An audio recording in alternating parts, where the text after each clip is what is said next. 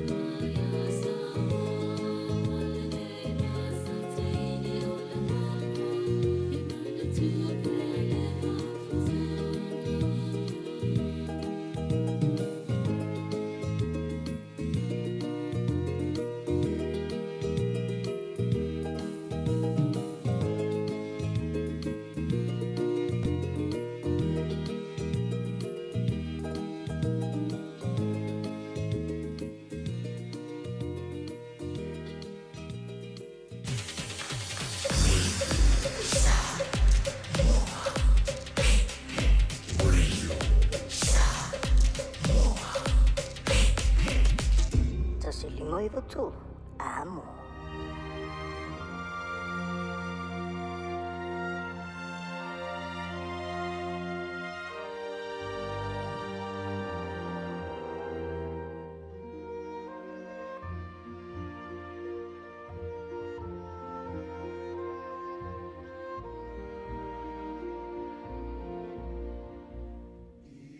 Isa-isa, bulan ilaw.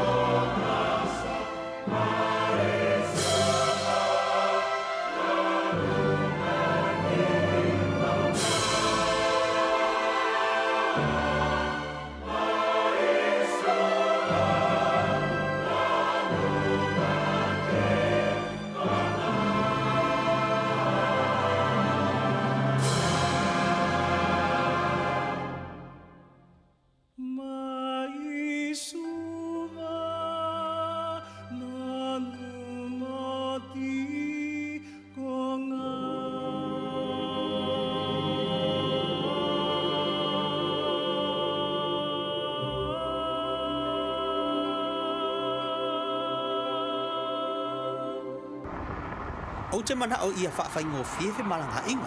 O le ala lea o lo palota. O te mana o saunga le mūla ua inga I lo mātou pitunu. O le ala lea o lo palota. O te manao I se si o manga lelei o le ala lea o lo palota. Mātou te mana nao ia iaise leo o le mātou pitunu. O le ala leo o le mātou palota. O te mana e whaonga te taua o rates I mea talawhia ngai. O le ala leo o lo palota. E te mana o I mea sini ona lelei mō Aukilani. Ia mautino e te palota le palota mō pitunu o Aukilani. Mō nisi whamtalanga tanga iane I le voteauckland.co.nz. Talofa lava, you are tuned into Radio Samoa coverage of 2025 Samoa General Election. Proudly brought to you by Enterprise Motor Group Manukau. Right now, our Enterprise Prize Smash sale means up to 3,000 cashback or discount on your next vehicle. Save big, drive happy, and find your perfect car today. Visit us at 567 Grey South Road, Manukau, or call 0800 616 418. Enterprise Motor Group Manukau, driving great deals for our community.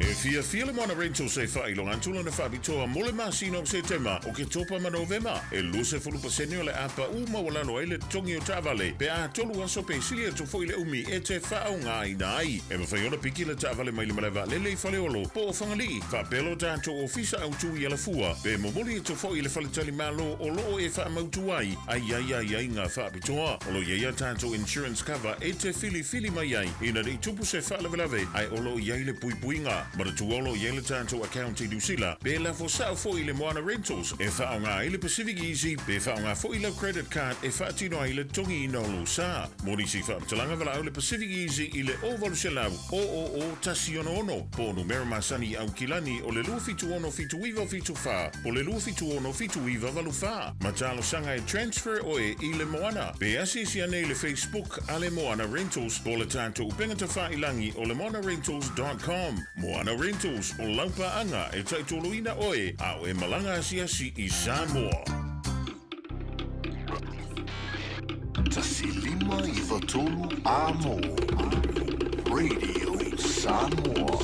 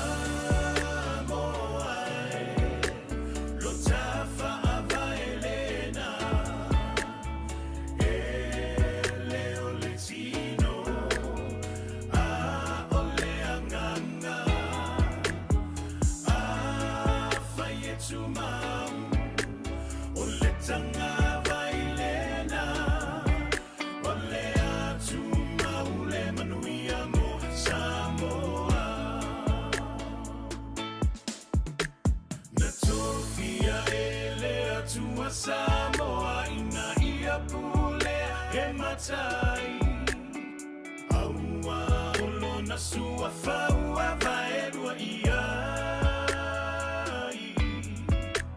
Tauna na fua le tetea Ai mani no lava ole mata ole vai Ole a ano moni ua le toi ai ni matai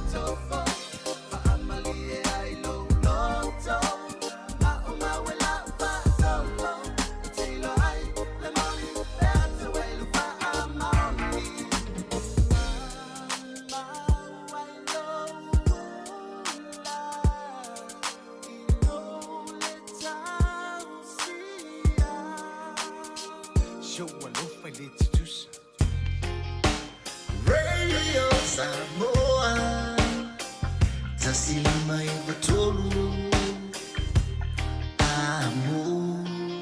Radio Samoa. Tasilima tu. Amo. Come on, let's go.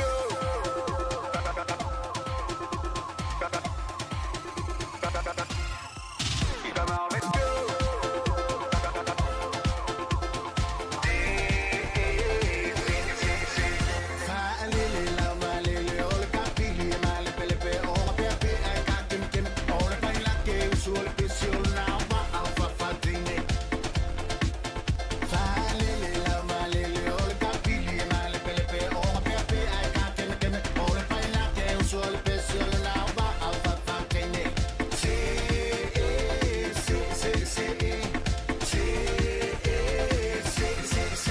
Come on, let's go. I say fine, let's go. On va tenir l'air tellement. Et va via toto. On va y aller sur le PC. Fa la la la ta tout le monde. Fa pas mai ça mais ça on va no me hable. Come on, let's go. I say fine, let's go. On va tenir l'air tellement. Et va via toto. On va y aller sur le PC. Fa la la la ta tout le monde. Fa pas mai ça mais ça on va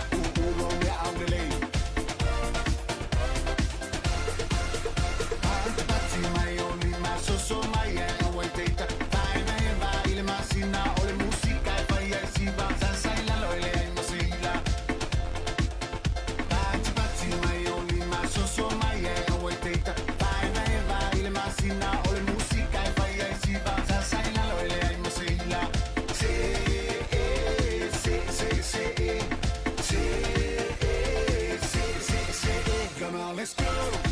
I say fine, let's show. On va tenir l'air tellement. Et va via toto. On va y aller sur le PC. Fa la la la ta tout le monde. Fa pas mai ça mais ça on va no me hable. Come on, let's go. I say fine, let's show. On va tenir l'air tellement. Et va via toto. On va y aller sur le PC. Fa la la la ta tout le monde. Fa pas mai ça mais ça on va no me hable.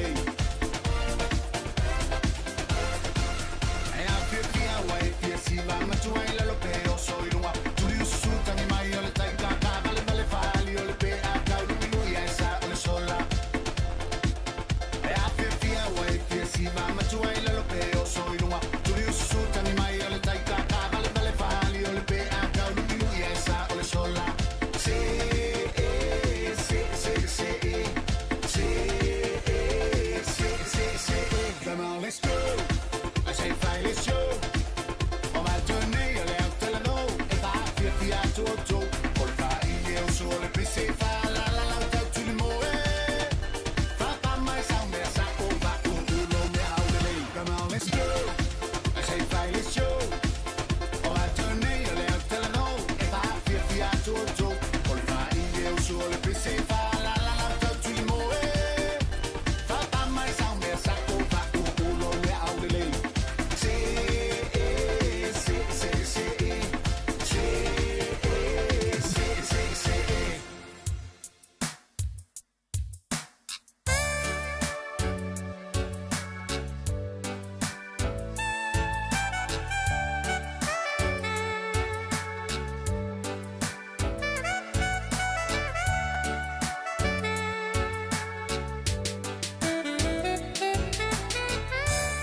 Beautea e o maua te mana tupea. Beautea foi banwele ngala. Beautea ngoto ile sami te yai pe ma o. Beautea se ile va o te tau ma fai pe. Talingo te feel yai pe o ma o lo wow. Now it's us, but now we are low to say Tally man. Now you got so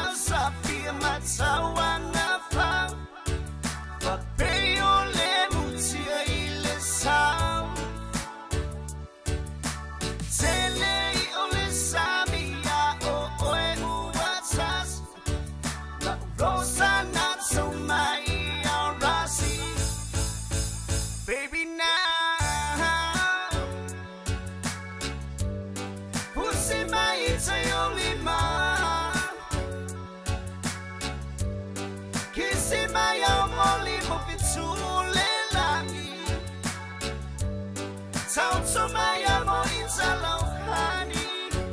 Pussy touchy my baby.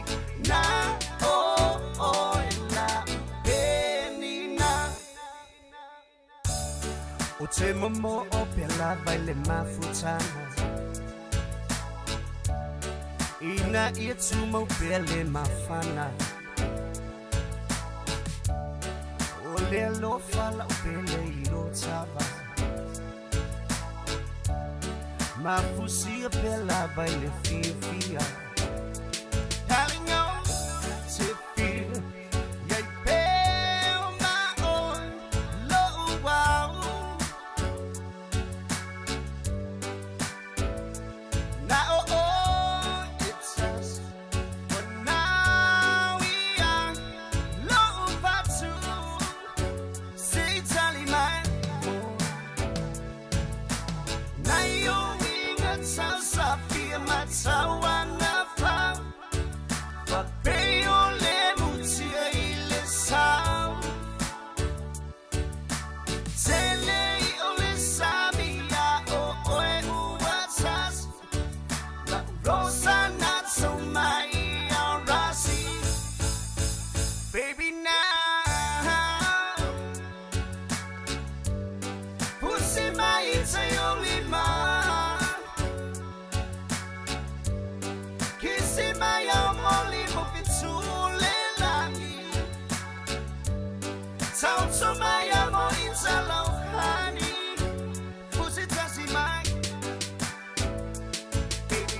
Na oh oh la benina. Na oh oh la benina. Na oh oh la benina. Vatu malu la mo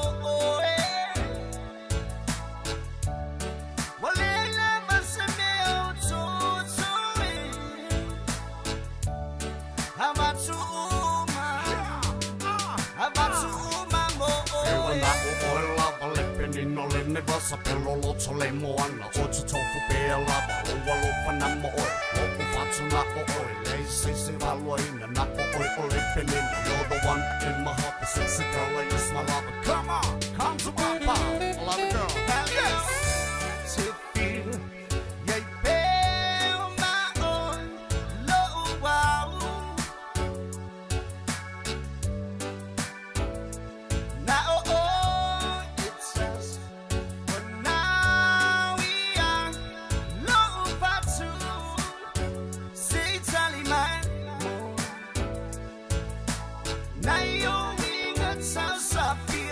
Tawana fa fa peyo le mutia ile sound.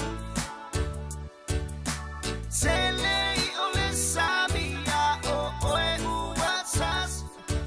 La rosa not so my rasi.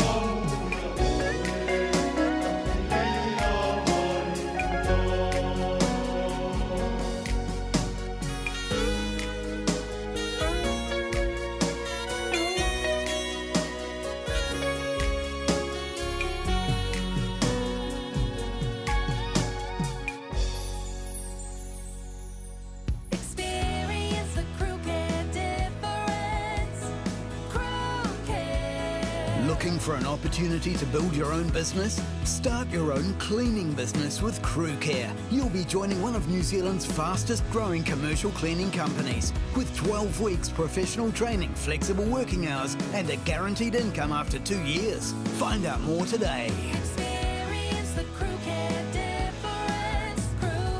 crewcare.co.nz. Beta Drive Doctors i le taulanga whaatau I mangele whaapea manrua. O le vaenga o so ngase pe amana o mia. E whaatino e fo I matupui pui o le whana witi. O tupui pui le COVID is fluiva mo I lato is fuluan tausanga malunga atu. Whaapea matupui pui o le flu. Wala au telefoni, lua lima fitu, valu lima, iwa valu. Mo so wanoe whaatino ai nei au nanga. O fisa fo maa I mangele I taftafane o le McDonald. Amanrewa I taftafane o le Faletusi po le Public Library. Beta Drive Doctors Clinics. Mom, any food? Mom, fear Mom, I'm hungry. Oka, ku uafu ya Ai mayar kaya we kawad po.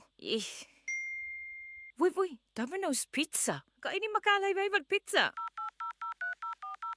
Hello, sir. 10 pizzas, please. ASAP. Le Domino's Pizzas. Tele fa pizza maltuanga al fana. Really my law ile ovalu selau. Tolus fulu, fast fulu, limas fulu. Ovalu selau, tolus fulu, fast fulu, limas fulu.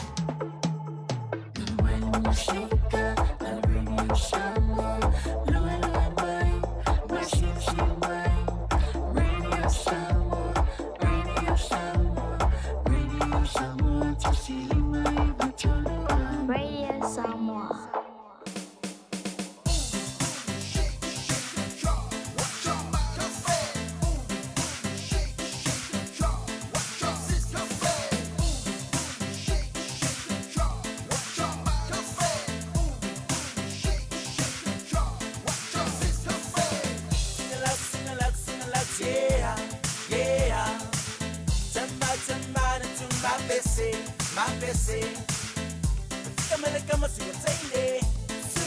For you, Martini. Get down below a bit of pity. You island boys on the microphone.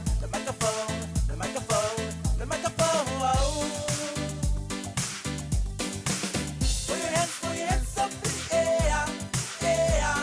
Your body around with Sayola right there. I wanna hear what you say. Everybody in the house, let me hear say yeah.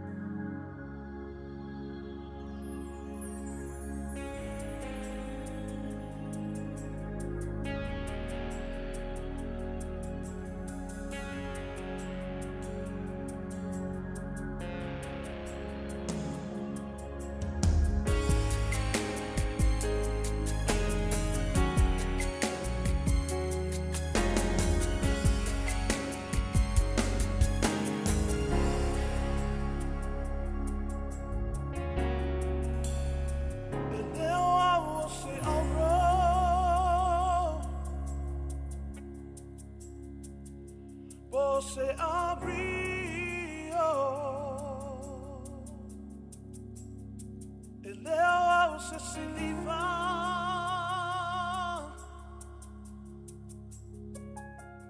Po se mataua. O a uole palapala. Wa e fausia ina. I love to sa. E leo au se auro.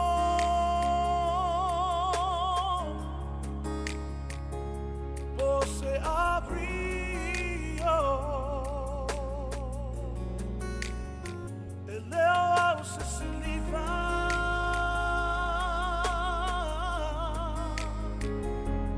Po se mataua.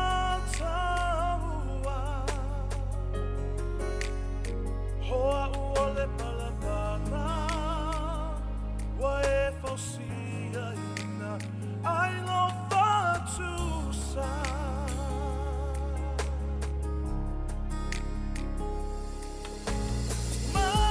Manava tasimaya. Loma madu. Ia tangia. Lo baia. Ya te au. Eu i lava lau para pala. E penso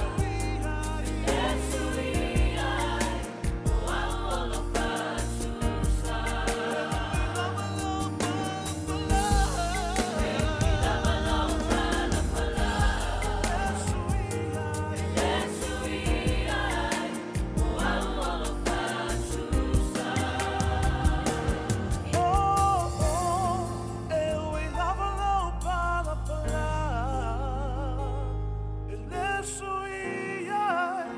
O au ono fatu sa.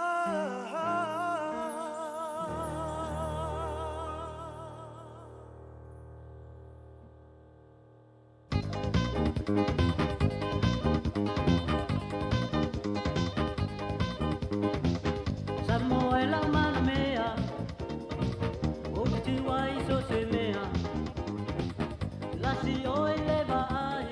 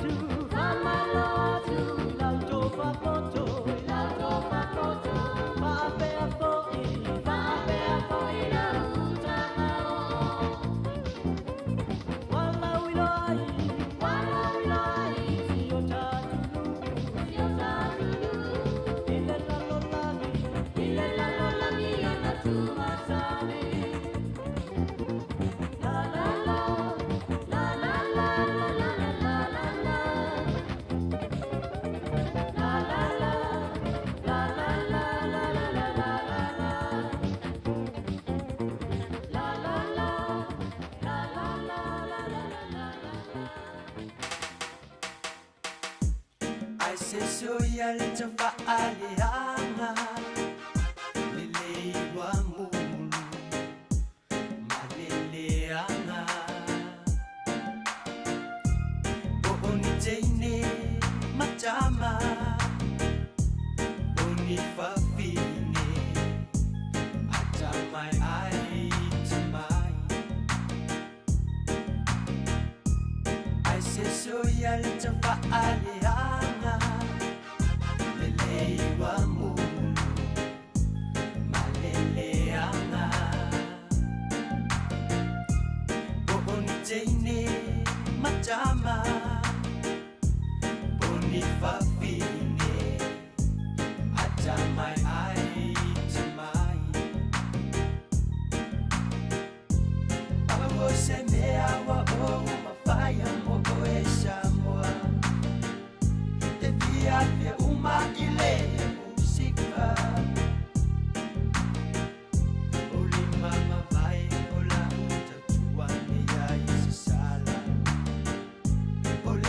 Taleni ole tuala Mo fa leo nga leo lang ka ringay Lo ko le nga mare ka ulay Al always se mga mau ka se ole fili mama mai day So mai ai ole pa poli So mai lo so ku pe se ole ponga nga ka ko le ku se pa mo le mori ya ene le lo pa mare isi ole so ya le ko ka pisi ya pai net ya pia ele ole fer pa ni si ai le so se ye pai mai ole a e u ma fu ai ole lo ko pe pa wa o makai ole ma fai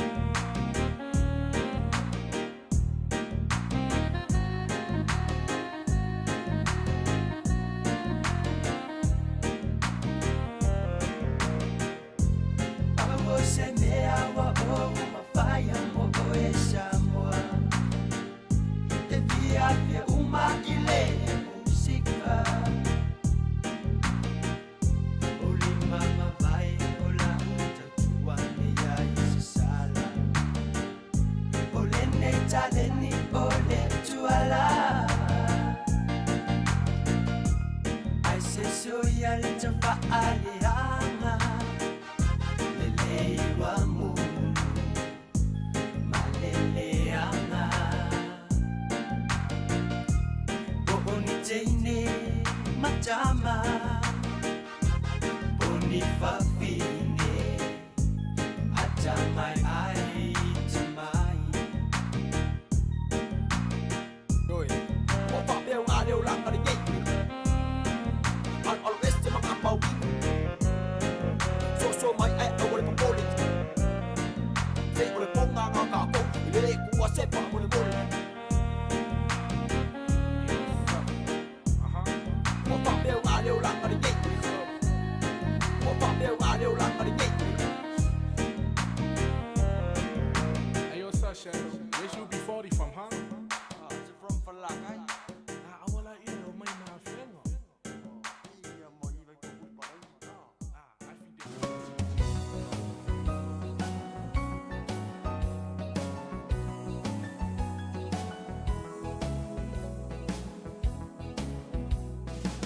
Taleilo a fuafua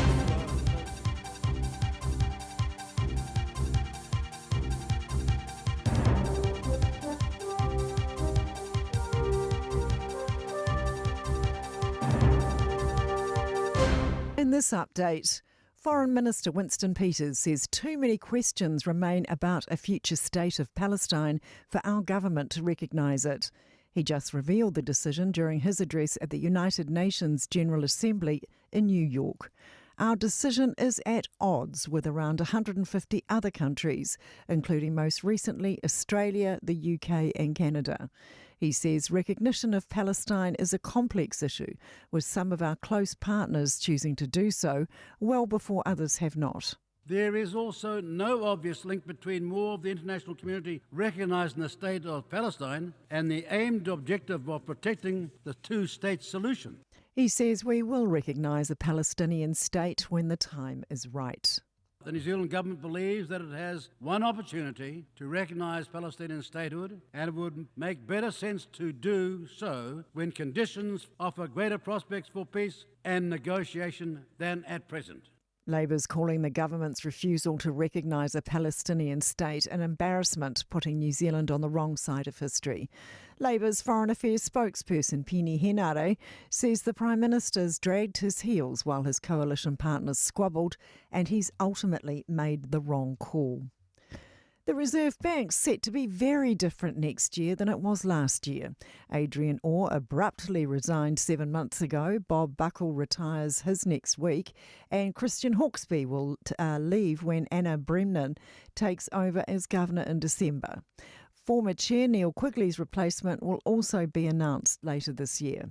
Finance Minister Nicola Willis is hoping the Reserve Bank can move forward after a period of scandals and restructures. We're opening a new chapter in New Zealand's history and a new chapter for the Reserve Bank. It's believed first-home buyers could be in the best position in years to get on the property ladder.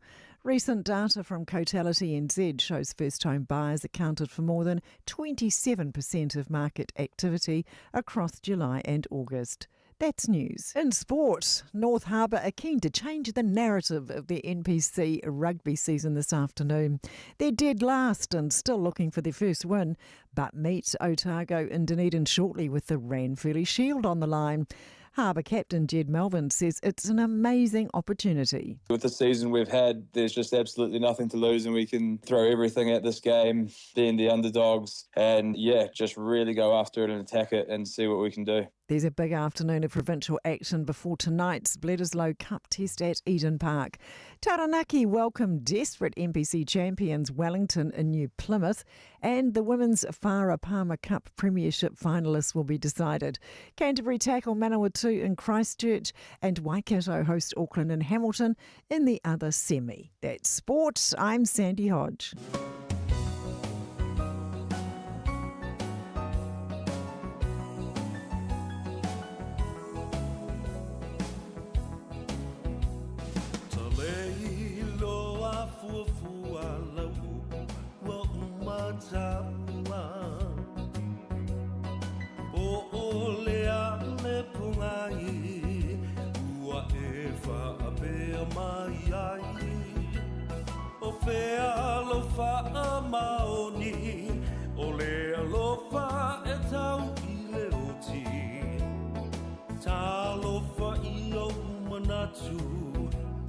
O leo wa e tu ia lo ufatu E mana tu ale amatanga Ia upu mau loi mata Na e whai mai e le ai se unga O la tā mawhutanga Wa e ilo nei leo langa Ma ua sui fo i o lo uanga O nei mau me no mana o iai Ua le lea uma i le ala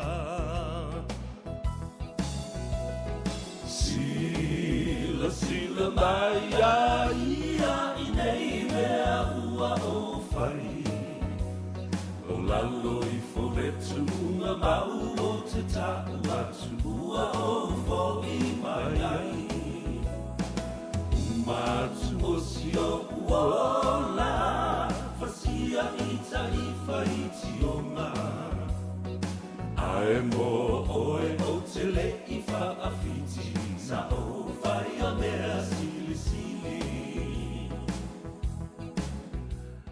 Ia, talofa lava, maufa lofa, mawha whenua I fo I le pa ia bawalunga o le tātou atanu o le neitai au fau o le astonai, le aso lua sfulma le fitu o le masina o se tema, lua afe lua sfulma lima.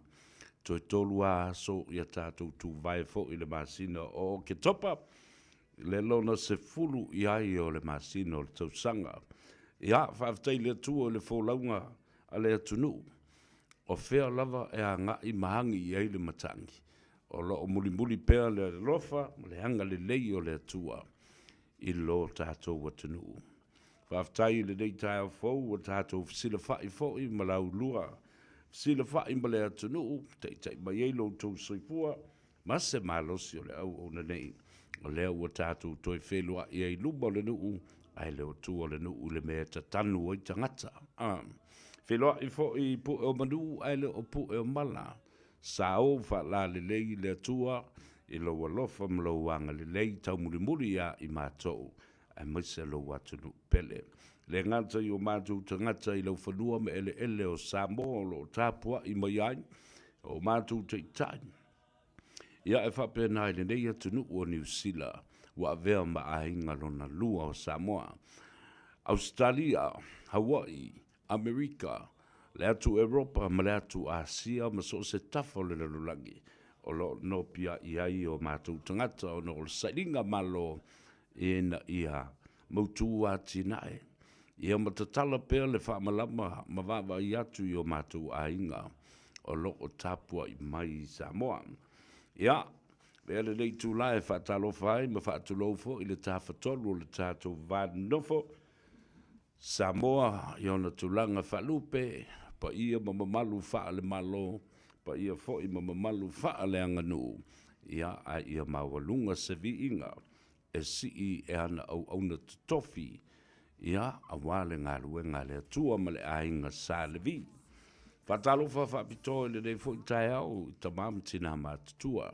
Tua a sina o le atanu, o lo se ele matila ma pō le whala, a wā, I alo matama whanau o le atanu, o lo alo whaiva I so se tiute. Ia, ua, nai atu le nawa yaso sa tātou wheloa I ai. I le nganga ifo whaiva o Samoa, mga luenga. Ia, a ua tātou se e mai le nei tai au, le polokalame, le TANOA AVA, ma le atau a savea se uli, pese tata male langi e te maua I le sao leisa me pio e whaia I ai o le laulau ma le tānoa o I e palu ai le anga tonu e whesila whai ai le atunu awa mua le atua le nei tai au ia tau te se ipu mamoli ipu o le tai au tau bafa se awa Samoa I lau whaafonga tāpua I le nei tai au wau te lo o lewa whinga e ori mai a o tafa e fia fo I le lalulangi, e tasi lava le astonai, le polkalame tuli au pū e le tōtele, ona e ese fo I lona fola sanga, ese fo I lona fola tātou te whasoa I ai. Tā wau whai mai ai mea sa tutupu le nawa yaso mauna futia, ua sola atu, ma mau atu, ia, Nai nisi fo i mata upu fo. Ia mamata upu lava o lo ngala lo ai ia ma fe avea ia le matangi. O lo pisa o ai mata pisa tangata. Ki ofo fo i le malama o nei tangata. Fai a kua ua malama ai fai a. E wake a kule pongi sa fai i mea le pongi sa le o le malama la confuse sa. Ia le na. Wa fiu e fa susulu atu le malama. Ai le ai. Wa matua musu lava. E sulu ia i le malama. Ia le na. Fatalofa ia tau te mamtina matua i mauta malawa. Fale o tangata matutua ia whapena fo i mauta ngase. Ia pa iatu, pa iane a au wha mawhanawhana, a au wha malolo le tātou li whaolo Yesu Keriso. Ina ia wawe ona toi wha fo i sia ai le malos. Ia ele ngata fo i le na. Fatalofa whapito i le dei aso, ma le nei tai hao. I le malei fua mai o lau fionga. I whanunga le lei le li pare mia, ma le te tai filifili o le tātou o tunu, lana fionga le li pare mia. The Right Honourable Prime Minister, Honourable Lauli ale mali toa, polo te vao Fosi Schmidt, ia, polo fionga fo i le alo li tupua, polo fionga fo i le ngaftasi fui mono, polo sunga asiata, ono ia te oe pue, ia pule, fa ia te oe tumbua. Ia le na, wai lima umo le pare mia, mamalu ai le anga le tangata, ele sapi mamalu. Ia e whaafo i le vi inga, ma le mamalu i le atua e ona. Ai ave fo i le pule i tangata, le anga o tangata na o mai i le pule na tō fia ma wala auli ai o ia. E vema te itai o le tātou o tanu. Ia whatalo whatu i lau fionga ma le whalitua, ia whapea fo i na i o tātou a inga, e mese le mamalu o Samoa, ma le au whainga luenga tutofia le atua, o le lupe solo le nā, o lo o a ngā i e tupe, i aso ube ki nganga whai aku e whaasa, o le privacy o le fionga le li pare mia, ai le mo whai lava. E le te ena, e le fionga le li pare mia, na te le tali tuali mai na foi, ai sapai fatua ele leanga le leima le alo lofo tangata i lana fionga ia ma le si ngase mai i au kilani nei. Ia, whafteile tua i lo wanga le lei, le hefo i maua tala o amata na solo manuia. Ia, se mai o voltato por kalame anga i atu, e avatu le vai o le ola. O kelo anga o whakasi a mea lao me o konfiki ngā fo mai. Alu atu ai male vai o le ola, male vai avoka. Okay. Moe file mu le lei le po. Ia, ona se e mai leo le whaatalofa ma le whaafeloa i a tau tau. Na iuso matua whaafine a inga wome e masani pa anga tau tino. Ia mai la tau fo i e fau le la tau. Anga i mai lunga o le tātou polkalame. Ia, ele ngata mai lea sunga fua e tau lea sfareile le nganga i fo whaiva. Ae o le tanoa ava i lea stonai e te maua i le sao. Lunga le apia fōringa. Ia, whamalo, whatalofa, ia te oe o kai le tō tele. E re whakoa makaraka ko programa le ko ki o lunga le afe. E saule ta avale a wawa tunga wa tolu afe mon tupu tangata. O lai nofo online e whaatalitari mai le kama e au ku i eileaka. Au loko lea. Marcelina Brown o Lay J from o North Call i California. O lo o mai mua mai ai talo fight. Ia, polonga leupena unasa, tapia fo i pasi Nicolau, Gideon Pasania, talo fai, malo soi fumuia. Ia, fatalo fatu. O le sunga ia Pepper Smith, missionary, ia, fa malo soi fumuia, fatai i le mafuta mai Virginia Danao, ia, fa pia fo i Timu e noka o eti leo wha, whaalongolongo atu mai i Taranate in Melbourne, Australia, talo whai. Christina, Tanawasa, watching you from Melbourne as well, talo whai. Tō tere ke leo Melbourne, leo maleo Australia. Junior Faso Tauloa from Sydney. Talofa lava uso, malo soifua manuia. Maureen Tufele from Biumautelo, Utah. West Valley, Utah. Olo mai mo mai ai. Fatalofa le I fai fe au ia Pastor Fune, watching you from Melbourne le atoa. Yes, awa. O Maureen ma siona to lua lea. O West Valley o Utah. So vatas talofa lava. Mali o lungia. Fatalo fatu o fele mea le mai o Samoa. Ia le lei fale tanu vasa, ma lol soifu manuia, watching you from Karaka Park, Papakura, Auckland, New Zealand. Ia le lei. Talo fai, ma lol soifu e lau fionga tongia, ia po lau fionga foi tofilau, le au ngā upu tomuli o fele e ka whau mai ai Fortino. Alolo so fu maria fa fo penny ya fa pe fo ile uso ya confuse kai bange fo de ngo si ali ila ko yo le mo kong yo pa fa sa mo le ngo confuse o le ava sa mo le mo ton ya fatumiti talo falava watching you from Palmdale in California la mustelo sefo ya fa pe fo Christina Tanvasa Lome tuitama, ia, a mese, alofa anga mai le fionga ia Patele Paulo Ioane, whama ia alofa ngia sa vea, mamori atua u alofa, i le fionga le li pale mia, alo o te talo fo I malau le lo salio mo ia, o le fionga ia Patele Paulo Ioane, ia e wha mautu I kalai stetele ayo keriso, lo mamori mai o na alofa anga whaapitoa I lau o fionga I le li pale mia. Ia, ele ngatele nā, ia, olo momoli mai lana whaamrianga, malo whaanga. Ia, Samoa atoa I au kilani. Samoa I so o se tafo lo langi. Ai mausele au whainga aluenga tutofi ele atua. Po whea o lo o tala whauto ai, ma ta se ai o le ngā aluenga le atua. O le te talo mai Patele. Father Paulo Ioane, Michael Estete. Le whatu a fo I mai lana wha malo longa lana tā whaonga ma le vanga mai le Vaticano I Roma. Ia, olo mori mai fo I orona lo whaanga I lau o fionga le saolii. Tuala ta wā taupa u tino. Ia wha pele whale tua ia peka ai mai se fo I lauso. Ia taupa u langa aia whetu. Ia ma le whale tua ia Juliana. Ia ma le tātou tina. Me tita. Ia ma le tātou a inga tō lava. Lo whaanga nā mai I le fionga.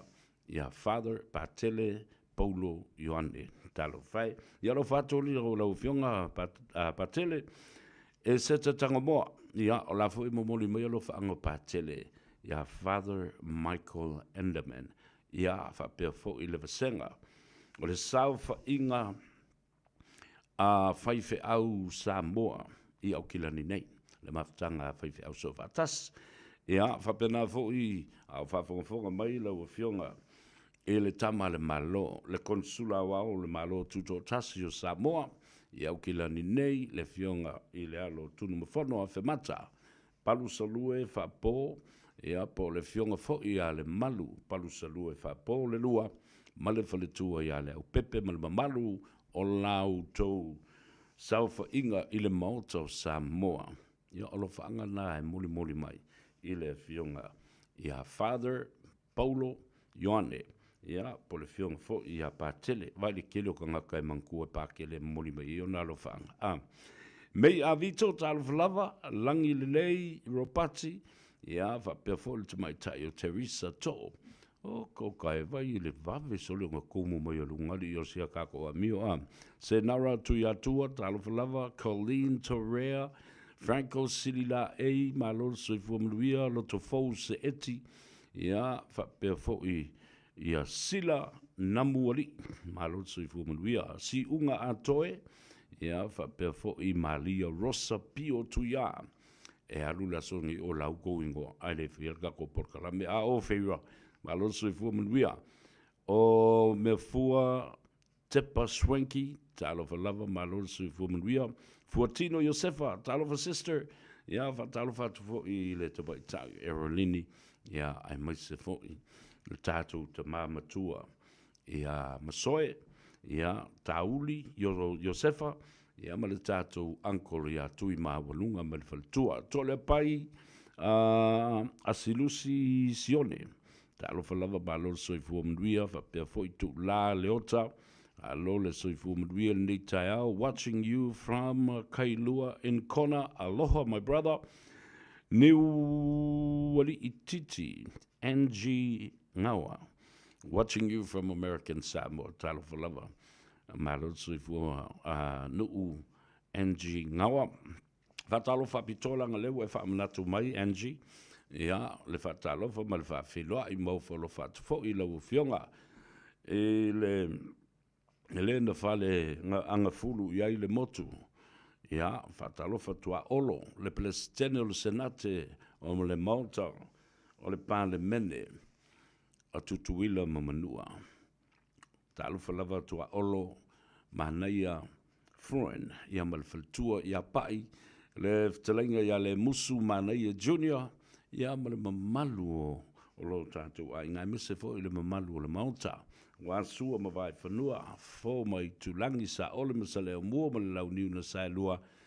Ia le fale tau aitu ma le fale tau tangata. Ia whapea fo I le la au na motasi. Ia ai maise fo I le nofo a maupu. Ma oe le fale anga fulu. A wā manua ma to'o le fale ula. Fatalo fatu I lau fionga. Ia e maise le mamalu o Samoa lana papa au I tuila mamanoa. Fatalo fatu I fitiuta ma fitai. A walo tātou ainga tanga lo matua ma le fitalenga e apupua li I ma lo tātou ainga lo o tapu tapua I mai ai talo fai. Ba lo le soifua manuia. Seu manu, talo fali seu manu o tua teo talo fa ba lo le soifua manuia. O I loa whenunuti I hawa perfo I le uso a tau mata awa lo pa bali o a mai oi anti ia ma lo soi fu mundia vai o nane o le sivati le lavalea ale ainga fatu tua I le tua Samoa watas. The whole Faster family will get together tonight. Kaku siva luas fulta le ulufale le afia le na I le tui Samoa Manhattan I Dominion Road. Na wilo uma tangata le me yei Dominion Road. Io, uma tātou siva I lande. Ia, ona whaafonga fo lea po lea se teimi ma se aso. Lea tātou savali vali ai. E asi le teitai o le tātou atunu. Io, ne fionga le li pāle mia. Ia, ma ewi ana na fo I le olo iai ia le tau finga fo le ona le puipuinga o le saunga le muma le privacy o le fionga le pale mia. Ia ai le uma le fia ai ia te utou ma te hata uma. Tapu tau pa u, ba lo le soifua manuia, ia ma lo le fo le fatas mai ia le ia loa pa mani, le isau me whaina nei, a fe mai Manhattan, loas fulta la leu du fale. Ia o te lo fo le tumu wafoi, o lea ua tū malo. Ia, le whātua tua I le tua Samoa watas. O lou tau ti ngā. O mea uma sa au tau whaia. O le osi ngā tau langa lea I luma le tua ma le tātou vaenga whai. A o whianga iai fo I ma le road show. Wautou sisila la. O road show na. Ia, ma sāvalinga I le mamau le ala. Ia ma le whaingatā fo I o le asasa ina. O le au malu mai o manongi o le tō whāle atunu. E le I whaingo fie I le fionga le li pānemi o mao le alana nā o lona ngase. Ia, ai te tonu o le tātou whiloa I ana nei ma telefo I isi mea. Ia, e mawhai o nā ngā I ai I le tātou whasoa. O tau sili tuai malo o kokai o le ia sawe pea. So le mulu talofa so le mulu malo le soifua manuia ia fa pefo I fe ai Samoa o fa misiona fa mausili fa pefo I salu to I lalo ki alo le soifua manuia salu to I lalo ki watching you from Salt Lake City, Utah. Okay, kalo fai. mai fuatino yo se fatama au le lei au tu e le por kalame au ku i fu e maleaka e fuatino. Au ke lua kafa vale o avel ko inga fa sa vali ma fa ki e langa wheelchair fa sa vidi ai. O fe ai Samoa watching you from Seattle, Tacoma, Washington. Au tatu iaila I Seattle, Washington, Tacoma. Fa talo fa pitoi la fionga tavui. Peter Strickland, ia fa pefo le no falo male ai ngali. Ia o la epasefo so le mulu. O Nino Lay, watching you from Brisbane, Australia. Hello fa tai. Hello fa tu foi mo utou mana I o tatu ainga. Michael Utualunga. Talo fa li Michael fa mai. O leo te matatu I Mount Wellington Highway. Le lei. Leo lua inofo. O malo asiata. Talo flava mafuta atu le atua for my Tea Tree Northern Territory in Australia. Talo fai. Ia lelei. Lina. Talo fa Lina tuiloma. O lenga moe. Ia tute o le mawhaiva nei asu ma le weekend. Am ui o ko ngai ko ka whao. I le weekend. Ia ma se o tua fine. Ia Emma Jane Lawson. Fia sa ka whao iri, Emma. Kwa lewa fui kere koe sau ilunga. Lo whātu ia anti vai tupu. Ia, whapea fo si o tau ainga. I Salt Lake City, Utah. Whata lofa whapitoa la vai si o tau fine. Ia Doreen Lavere. Ia, masiana whanau I Salt Lake City. Fo ima le tō tele o tō lo alalam papa o ai. Awi matangi. Hannah Brown. Malifalitua ia Olivia. I nā fo I Utah, ia whapea fo I le tofa I le taunangi ia tofa na mula ulu, le li professor, po le doctor professor, tofa na mula ulu, ma lo le soifua manuia. O Suluama Falilo Ashu, talo falava ma lo le soifua manuia. Susanna Burton, watching you from Point Chevalier, another local fan, joining us. O ai nu Larry Masofa. Fele mele ke mafuka mai ai Melbourne, Australia. Oh, so le kalo fai. Hans Webster, watching you from Perth, Western Australia. It's already 9:15 a.m. Yeah, malo. Ole sunga ile fafenga. Reverend Yese Favaonga, malo soifu munuia. Ya te oe le whaiwhi au ma le whaletua au te tonu o yo Samoa tutuila po pango o lo I ai. Ia ma whamautua le sunga ia Yese whavaonga stasi le nei. O te mali I waloa na mātu ngā lue whatasi au le I o I le ngā luenga le tua le ngata. I le si ufonga whatoa amata o le leitio I le awhaiva se lau iwa sifuru ma le tolu. 1993 ma tō nei mua I le wha vai ino le leitio le si ufonga o tangata atu motu o le Pasifika 531 PI. Ia peo na iai ia le sunga le whawhengainga. Ia lui pone whasio, le ua na ia le leitio le nei. Wa nei le a tau savea I le nawai taimi o le sunga le whawhengainga ia Yese Vaonga. Ia manisi, ia ape o Samoa mumua nei. Sa urua I whainga ruenga I le tau a matalia. Male atina o le nā leitio. Ia a o ngā lue fo ia le sunga I le li whaiwhe au. I le newspaper o le Samoana. Le ana whaatumutumu ma whaururu iai ia le fionga. Ia le a taua Herman Arp. Au le taimi fo I lea. Sa vea iau. Ia ma whaatonu o le tātou newspaper o le Manu Samoa. Ia ma le Samoa Times I nā vai tau. Vai lale umi tele, ma le tele o tau sango ma vai. Au le mana tu antu nai tangata. Ia me se le whaiwhe au lea ua ia tula ngā luenga lea tua. I tutuila Amerika Samoa. Tofi lau sulu I whale ese fia me sipaia. Talofa lava malolo soifua manuia. Ala tanu siaki talofa uso malolo soifua manuia. Tofi lau malolo soifua whaafitai sa le vao. Ia whapea fo ia le sunga. Ai fo sisi fai vau evangelist Rarotonga Miti. Ia, le lei, lo, wa, tai. E o mai a ile tai au nei. O lea lava e pisa o isi por kalame ma isi au whaasa lau lātou te langolango ina tu la epa ma le HRPP. O le media fo le na whao ngā e tu la epa RPP le teimi o le wha lawi loa ina. O anawa tau ma manifesto.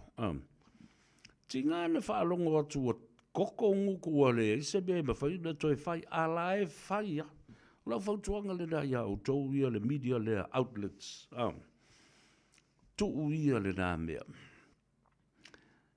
O le upo accountable.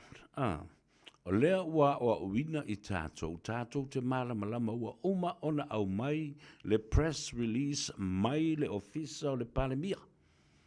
Ma wha lawi loa atu wai i ate o tau ma le mamalu. La le me ese ia tātou talai whai. O lea o tu sao atu le pa ia mawalunga o le atu nuu. Ua au maia ma wha lawi loa lo ia mai le ofisa o le palemia.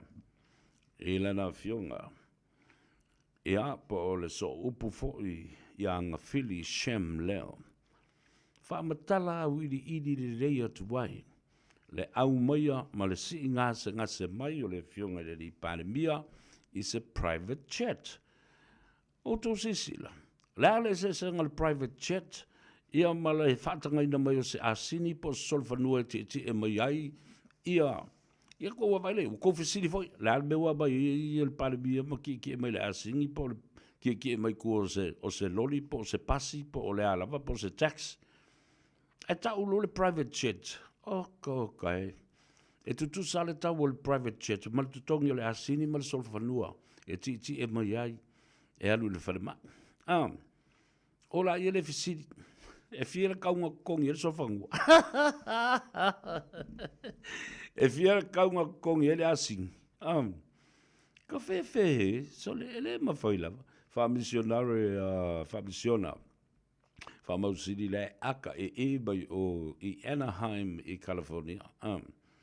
Ela lea Samoa, mali dia ia, wa mai o na wha lawi lo atu. E tu sai mo le wha linga so upu. O le ofisa au tu o le fionga le li palemia. Le isa tupe le malo na luai. Le anga le ipasia, le paketi ma le talafa tau le tupe mo le si valu masina. Ai uanga le lei le fionga le li palemia. Ma manatu ai e le te tau ona ia whaonga ina se sene. Po se pau tā la le tunu. E tutongi ai le au mwala e malanga mai ai i New Zealand nei. E le te i sau. Ona o le recommendation ma le whaatonunga from medical expertise. Medical experts. Wha mai, e te tau na alu. E whawhela na alu. E au mai oe i le emergency ambulance po le emergency evacuation wa masani e. E le na o la ahuri le pale mia ua sau i se va lele vapea. Ai foi teimi nā mai isi te tai o le atunu. A le la o turi au pūlava. E su e. Pe aisea. Tasi le tala. Tasi ma le tali. Le mafu anga. Fe mai, o mātou tiu te ia whaatu stala ma leu whaasalau mātou te whae loa. Get the people accountable and responsible for what they do. Se son tu lafon. Se. Ele se tātou tiute le nā, o le tātou tiute o le whaali o me mon. Ai tātou te le toi tuku whasiri, ina ia sa ili ai se masei le vālea. You know already. You tell the truth. You have the intuition to understand the things way beyond of what you see. Nā wei lo.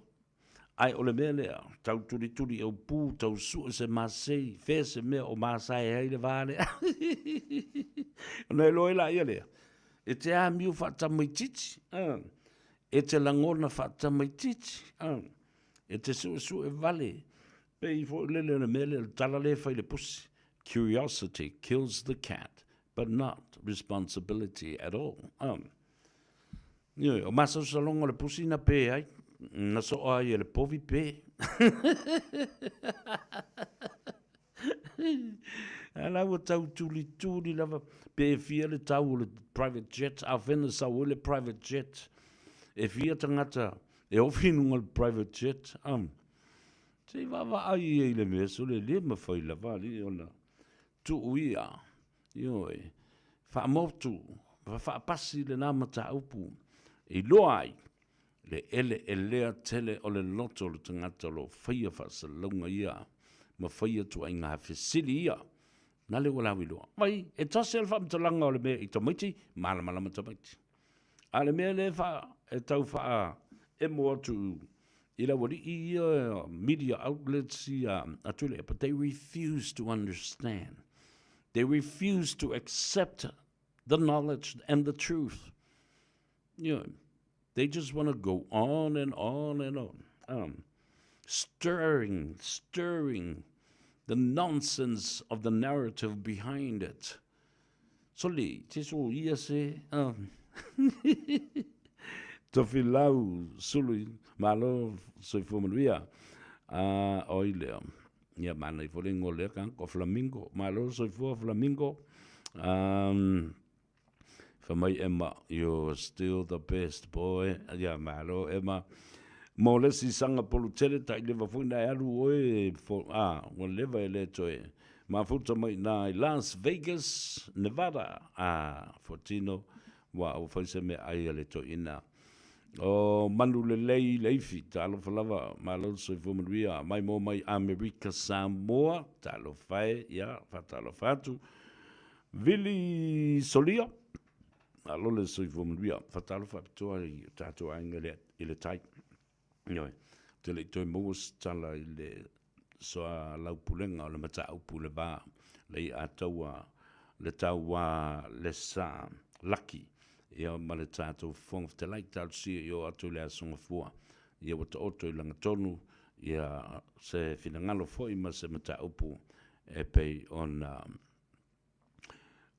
tau amatu ai le mata upu I le whamsidonga for my ear and my love tele to lovely Savannah from we're sending you all the love from Utah Talofai Markson Toala Talof love my lord so from we are watching you from Pambua yeah for dance musica Dan my lord so from we ya to emel for tour to angam to pu e ka ko pese maku ilunga o fasalo nua F Mary to Itua, Solomon Naleasi, Talofalava, Malor, Sifumanuia, yeah, oh, yeah, Tau au Matangi, watching you from Glen Eden. Manatua, Oleso, Ole Talonga Lena, le Tatu, au le Mansa, Moa versus Chile, Mantua Chile, ele loa lakapi, Alean ko kiki a mao Chile a Tatu, le Vason, ne tols fulmalelua, le tols fulmalelua. O le ta'alonga le iai chidi. O sei ponga iwi. Ma le soka. Le la ua mama ai atu nei iai le tulanga wo o iai le tātou au. Au te loa. Te li lewa le wha le tonu lo iai. Talo whai le fionga le suafa. Ia le malu tusi pisi. Ona o le timu mua le nei. Wana ia a vea ai le tātou au. Ia matofia fo i o ia o se... Whaiaonga ulu. Main coach, the head coach of our Manu Samoa. Ia a le o tūsi sila tune iai. Se furu tama wa sava vali ese. Male au. Toi fo I a la tau. Ia la tau kon ka late ma ka lapulo ka pi o lo ta aloi Europa, Japani, Australia, Farani. Ia, wale lo ngei la ele malu tusi pisi. Ia male teitai malanga le tātou au le sunga sua Hesed Yeremia. Po le ale mea la whai. O nisi tama ua manunua. O nisi tama ua tutua o te wā o lato le ise tala. Ioi. La le mele tupu mai nei. A William Brown, la le mele taun vai. Wa te tau na matua I sui a toa. Le pulenga male administration. O au ofisa uma amata mai lava I le teitei fono si fa solo mai ai le lato komiti. A vesi uma. Jean Collins Purcell, for mai o Puyallup. Puyallup, Tacoma, Washington, o mai mo mai ai. Po sa le fa leonga le na ari Puyallup. I was watching you, Seville, from Long Beach, California, Si Valley, Pasesa, Talafalava, Losa Lofoe, Malo, le soifua Ketty Neville. Yeah, Malo, e South J. Moores from Sydney. Yeah. Ona toi tatu toi fo I lea, le mata upu lea, I le malanga mai o le fionga le pandemia. O le mea la tāua, o tau no fa malama nei. E le aise soli tu la fono le mea. Mai e tāua tele le malanga mai o le li pandemia, e fai ona siaki. Po o alawa tu ainga ngase, o le mea tāua o tau nu o mai, I lalo le whātununga. Ia, ma le recommendation ali fo mai. O aina whātinoa le whesota inga mai Samoa, whaafitai atu ia te utou. Le ali fo mai ia Dr. Ai ono Alec Ekeroma. O I lato uma sa iai le whaingo le tonu lea. Ia, le nā. Mai a tau si le sila voi. Ile tu ai ngā tangata le I ele sunga ia lauri. Ti ngā ina pele ti ngā ina e te waai I mata. E pupula mai e atangia ai le toa. Peti ngā e whatua me lauri le manuia. Lala foi lalena. Nā te tango ai ma whai lana video ina ia aua ne I toe popole le atanu. Ioi. Lala le nā. O le toe so atu le nā. So ia tātou te whaavevesi. Ma tala no I lea mata upu o le mele solo whanua ma le povi ua pē a lai sasa lava. Maise lava I videos ma ala ata o le media outlets lea e wha o ngai tu le e pamele HRPP. E whai le tau whaaleanga. Wane, whai le tau whaaleanga. Ia, ma le tau whaasese. Ma le tau whaavalea, o whea o iai lau tau campaign. Se tu ia, whai atua ua māta ngā, ai whai lava. Ki au fore le bāsi asi o nei tangata. O au tau whai a ina I le tātou tālonga. Tau te le I loa mo moli, le tō whā ma le sa vali tā ua mai atu le epa, ma tino mātutu o le HRPP. Wa ta'u valea le HRPP ona o tau. Tau te le I loa. Whaia le me se sili. Ma fe sili tā ua. Ave I taitai nei o le HRPP.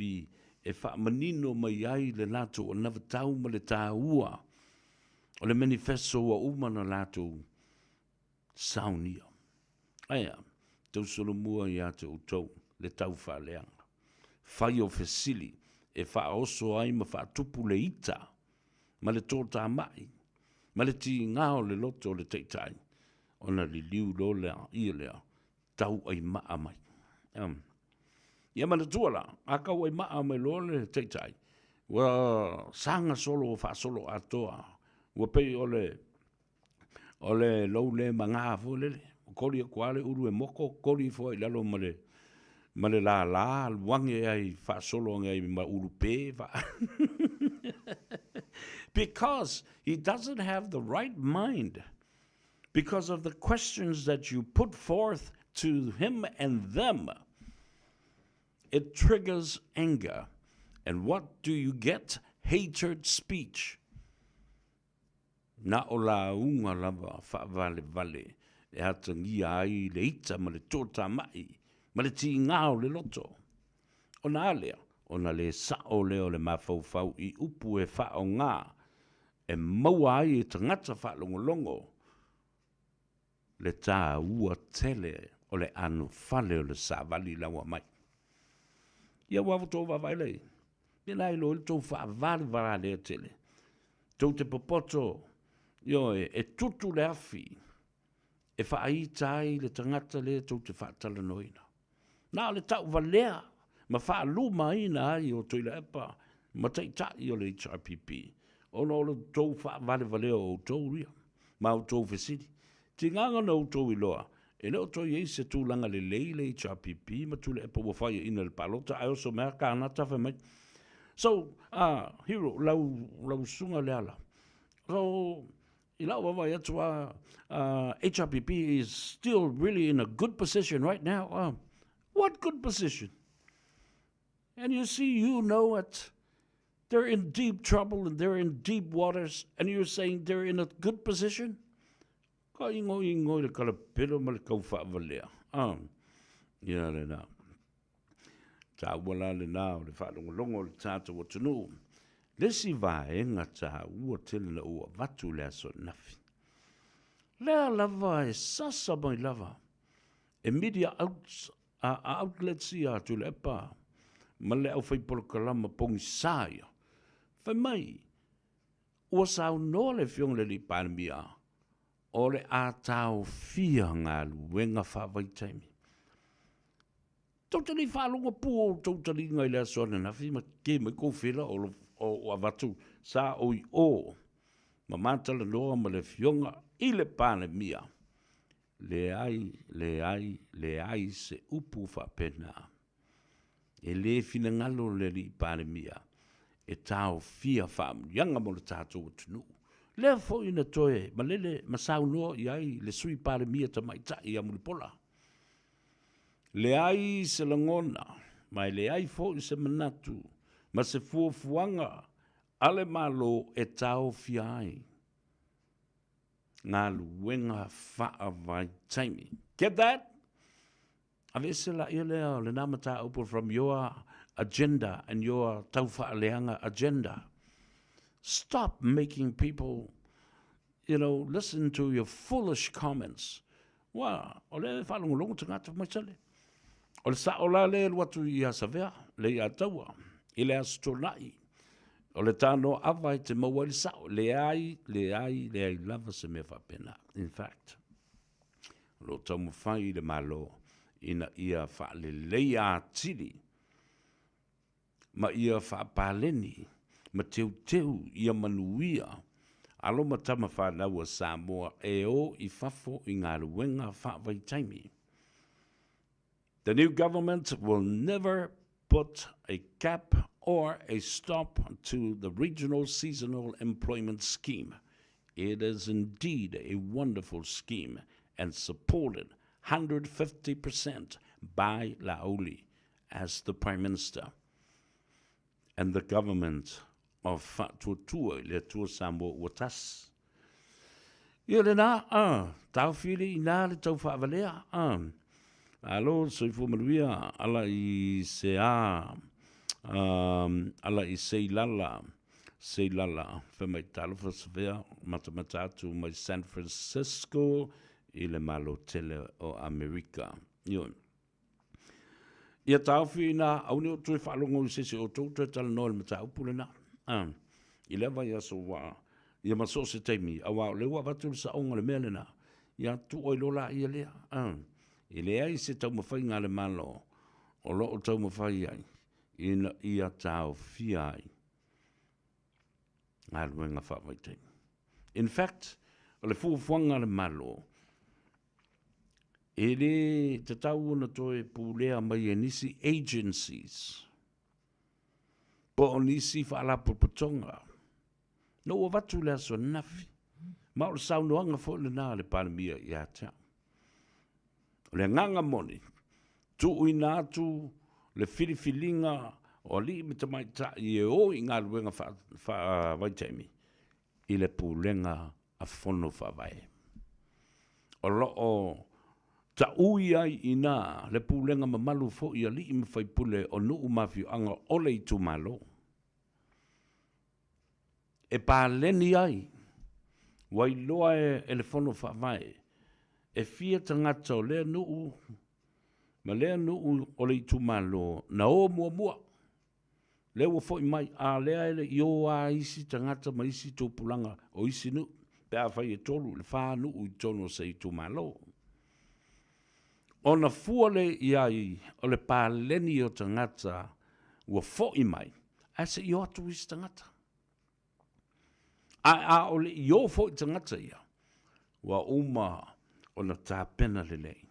Ma tapu e lo lātou soifua, a wā o lea o le au ese atu ua mātua ma ainga. O le a le ai nisi e wha lango iai. O le fautuanga wha matua la le vatu ele whanua wha vai, wha pia fo i li me whai pule. O a fiu anga ese o le tumalo. E pale la e iai i lātou ia o, ai a lātou mawhau, e iai au lape leo umona whaata oto. E a mio valea i wafu, e whaasala lau ka mamalo ki ngā. That will act as a deterrence for you to behave and have something to think about before you even react. Le winga le tala. A o e tele i mawhau e whaise mea. O a tua ngā yo inga se mal soli tu la whono a o e te alu ese mai lo ainga. Toi mawhau. O ia mo le sala lea pe a mo i fausi au mea pi o leo wawhai. Ia le nāla, ia lea. Paule nā o le saunuanga le fionga. I le tamaitai sui pānamia, wha pena fo i le fionga le pānamia i le mawhilo inga. I le asisi atu. Ko vai lai lo whaikala. Ke la kua whai sa oi. Wha matala i ei mea i o lo tupu mai ma le vesi e fua le atunu. Ai le fifi le mu. Wha whitai wa le wha o ngai na le pānamia. Se pa usene wha pēa po se pa uta la wha pēa sa wai. Ele ngata ina totongi e lona ainga. Ai whapena foi lona ainga, whātua i le atua Samoa o tasi the caucus. Le whawhale tui. Ioe, wale mea le nā lena tō pisa o ai nei. Alo foi tu le e pala tō ia, whaila na tala whapea, e ai le pātilo na tolu lei tō atu. O le mea lea. Walato po se company, po se pisinisi, walato tongia la. Ma fsosoni tu tongi mea. So what? Ola le fe au i le namia. Ai ono tūlanga taua loa, ma le tofinga, wha pale mia. E ai me e o iai, e le sopo ai le pule au, le pule pō. So what? What is your business about this? Okay, tina ona wha malama atu. Ai le mawhaia, le fia malama. Ea, losa alofoe. Hani pale na weta, tāna whalawa malo se fuamuria. Ea, o whaasala lau nua. Whamai. Ea, i singaka mai kiki la kuia ngā le skamanga o pulo tuum kua whawalwalea le mea ngā wei. O le Fortino Josefa, Markson, talo whalawa malo soi fumanuia. Ia, o Tusi Whangamoa. Ia, malo soi fumanuia. Ia, whapea fo i polonga leo pena. Malo, whaftai le mafuta mai. Tufal tātou porkalame. Ina ia mawhai fo i ona malama lo tātou atunu. Manisi o tātou uso matua whawhine. I mea o lo o tutupu. Ia, asi tātou obu hasi kamo akul le tātou whasisilanga lea. Le lei ma po e mai se video o lau tau loto ma lau pesi. O le loto a tamaiti. Lafo mai i le radiosamoa.co.nz/White Sunday. O le video e tele ana reactions i lunga o le TikTok a le Radio Samoa o le amanu malo i se whaailonga whaapitoa. Ua lava ale tau loto ma le pese. Ia awane i ova atu ma le 3 minute. Tapunia video i le aso iwo o kitopa. Tapunia palota i le aso se fulu o kitopa. I le se fulu i le tae au. Afo le se fulu lua o le a whai ai le lau ngā tongi. A mata lafo mai lau video i le aso lua se fulu lua o se tema lua afe lua lima. Mātuai o le tala lena, te pena mai lau whanau mo le tātou tauwanga. A wā le lātou aso fia. Mo nisi whamtalanga, whafsoltai mai le ofisa le Radio Samoa, lua ono lua, tasi 5 Ia mania o tau mātua, whapea au auna e tua, ai ora mātou e whanau saifua. Mom, any food? Mom, fear. Mom, I'm hungry. Oka, ku uafu ya Ai mai ar kai au e kawa ar po. Vui, Domino's Pizza. Ka ini makalai favorite pizza. Hello, sir. 10 pizzas, please. ASAP. Le Domino's Pizzas, tele whapitoa mal tuanga al whanau. Really mai loa i le ovalu se lau, tolus fulu, fast fulu, limas fulu. Ovalu se lau, tolus fulu, fast fulu, limas fulu. Mom, any food? Mom, fear. Mom, I'm hungry. Oka, ku uafu ya Ai mai ar kai au e kawa ar po. Vui, Domino's Pizza. Ka ini makalai favorite pizza. Hello, sir. 10 pizzas, please. ASAP. Le Domino's Pizzas, tele whapitoa mal tuanga al whanau. Really mai loa i le ovalu se lau, tolus fulu, fast fulu, limas fulu. Ovalu se lau, tolus fulu, fast fulu, limas fulu. O ta pena se whaatasi ngā lau ainga, se toa na i alau e kālesia, pe o mo miani o loa mō ngā sesenga. A whio mai loa i le Big Pots and More. O le ingoa fōle na o le whale o loa o le Big Bear. Te le ulo la popoa o ngā umukesi, steamers, pressure cookers, hipo mata e tae whapea i pupepa. Whetau i le leimo lo ainga e kālesia, caterers ma so se wha moe moe. A whio ane loa i le 353 Great South Roadie o Tahuhu, po le shop Lua Valulua i le Westfield Mall i Albany. Le Big Pots and More. So se o loa i le no whanga e tasi. Whaauta, o le whanau, o le tofi lea mai lea lii. Ue ua whanau mai, o le taui lea mai a te ia. Ua la ta mai le aso whapitoa mo le whanau. Ua amata foi o na ta pena matua ma pese. Tamaiti, Faisa o ofu au lelei ma po e mai se video o lau tau loto ma lau pese o le loto a tamaiti. Lafo mai i le radiosamoa.co.nz/White Sunday. O le video e tele ana reactions i lunga o le TikTok a le Radio Samoa o le amanu malo i se whaailonga whaapitoa. Ua lava ale tau loto ma le pese. Ia awane i ova atu ma le 3 minute. Tapunia video i le aso iwo o kitopa. Tapunia palota i le aso se fulu o kitopa i le se fulu i le tae au. Afal se fulu lua o le a whai ai le launga tongi.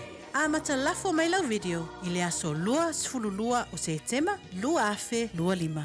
Mātuai o le tala lena, te pena mai lau whanau mo le tātou tauwanga. A wā le lātou aso fia. Mo nisi whamtalanga, whafsoltai mai le ofisa le Radio Samoa, lua ono lua, tasi 5. Ia mania o tau mātua, whapea au auna e tua, ai ora mātou e whanau saifua.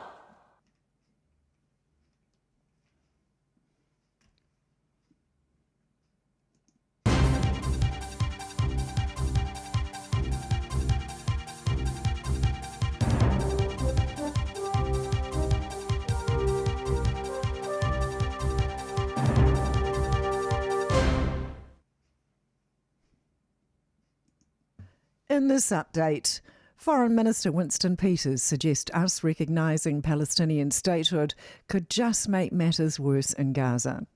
He revealed New Zealand won't yet recognise Palestine during his address at the United Nations General Assembly in New York. It follows Western nations such as Australia, the UK and Canada formally recognising a Palestine state. Speaking to reporters following his speech, Peters says we saw countries pre-announce their decision and it made matters instantly worse. It was used for politically propaganda purposes and in the case of Israel, snapping in, exacerbating the situation even worse. Green Party co-leader Marama Davidson says the government's failure to recognise Palestinian statehood is a massive stain on Aotearoa's reputation. She says Foreign Affairs Minister Winston Peters offered nothing but empty words when he stood at the podium. Instead, lining up with the Trump administration over our proud record of standing for peace, justice and independence in foreign policy. Nearly 1 in 4 young Kiwi drivers admit to scrolling social media while driving, according to a new AA survey. It also found over half of drivers aged between 18 and 25 are texting or messaging behind the wheel. AA road safety spokesperson Dylan Thompson says safer driving for younger Kiwis is all about limiting distractions. Evidence says you're about 4 times more likely to be involved in a crash if you're on a phone. And it's just about awareness and focus. Thompson says one simple habit is turning on the Do Not Disturb feature on your phone. After a quick settled patch, the wild weather could make a comeback this weekend. Met Service has issued a strong wind watch for the Canterbury High Country and the foothills of the Canterbury Plains, with northwest winds approaching severe gale in exposed places. There's also a risk of thunderstorms for the upper North Island. That's news. Ia, o leo ua toe 2 minute o le tale o le tūlae lua, tawalunga tuaia tātou tala. I vai whanua i le ngangana Peritania. Ai, mole sila fia Samoa. O le vai teimi tonu le nei o le usuia i le fono lo na valu se fulu. O fonotanga atunu o le lalulangi o le United Nations po malo au whaatasi o lo whaia lea i New York. Ia usi mai o le whaafonga. O le launga le nei a le sui o Samoa, le fionga i le sui pāremia, le sunga po le fionga i ato e lupe on semo, pomuli nuku on semo. Usi mai o le whaafonga. Good step for further trophies to put into the cabinet. To today's provincial rugby action in North Harbour have taken. Samoa e lo tātou tofi. Tāpua I mai amal manuia. Se wheru tātou sao, I upu whai o malo au whatasi. President, world leaders, excellencies, I wish to congratulate Her Excellency Ms. Annalena Baerbock on her election as President of the 80th session of the General Assembly. The theme you have chosen resonates deeply with Samoa, particularly as we celebrate 80 years of our United Nations. It is timely call for our collective actions towards a more peaceful, sustainable, and resilient future for our people and planet. You can be assured that Samoa's full support throughout your mandate. Excellencies, we live in times of global turbulence and uncertainty. Profound and transformative change is not only necessary, but also inevitable. We must prepare ourselves to face the challenges ahead with resolve and use opportunity to herald in much-needed reforms for the benefit of all and leaving no one behind. At the core of our success lies our unwavering commitment to the principles upon which the United Nations was built, multilateralism and international law. Samoa reaffirms its unwavering commitment to the United Nations as a premier forum to address global challenges. Multilateralism for Samoa is a practical necessity and not just an abstract ideal. Only through genuine cooperation and mutual trust can we craft solutions that no single nation could achieve alone. We welcome the Secretary General's UN 80 initiative. Any reform must strengthen delivery on the ground, especially for small islands, developing states, by eliminating duplications, improving coherence, and accelerating impact. Critically, such reforms must not weaken the operations of the UN multi-country offices or the resilient coordinator system. Likewise, the reforms of the MCO level should clearly define the roles and the functions of the UN country teams, working in close coordination with parish countries to avoid duplications, competition for resources, and proliferation of projects that small administration cannot manage efficiently. At the regional level, the UN must deliver with the region throughout the region and align with the principles agreed to by Pacific leaders as articulated in the 2050 strategy for the Blue Pacific continent. The UN 80 initiative is the opportunity to jointly realize regional delivery of ongoing initiatives through regional mechanisms. Excellencies, land and the ocean are central to Samoan culture and are also the basis of our people, sense of belonging, our whasinomanga, and our heritage, our tofi. Village boundaries were marked by age of oak banyan trees on the mountain ridges and extend to the protruding reef, such as the values that make us a distinct people, where our history, traditions, identity, livelihoods, and everyday lives are intimately connected to our precious island ecosystem, underpinned by our unique communal Samoa culture and traditions. Our geographical isolation and insularity no longer shields or protect us from the increasingly complex and dynamic security challenges, transnational crimes, especially drug trafficking, nuclear proliferations, challenges to sovereignty, growing geopolitical tensions in our region, and humanitarian crisis. The rule-based international system is being bent out of shape.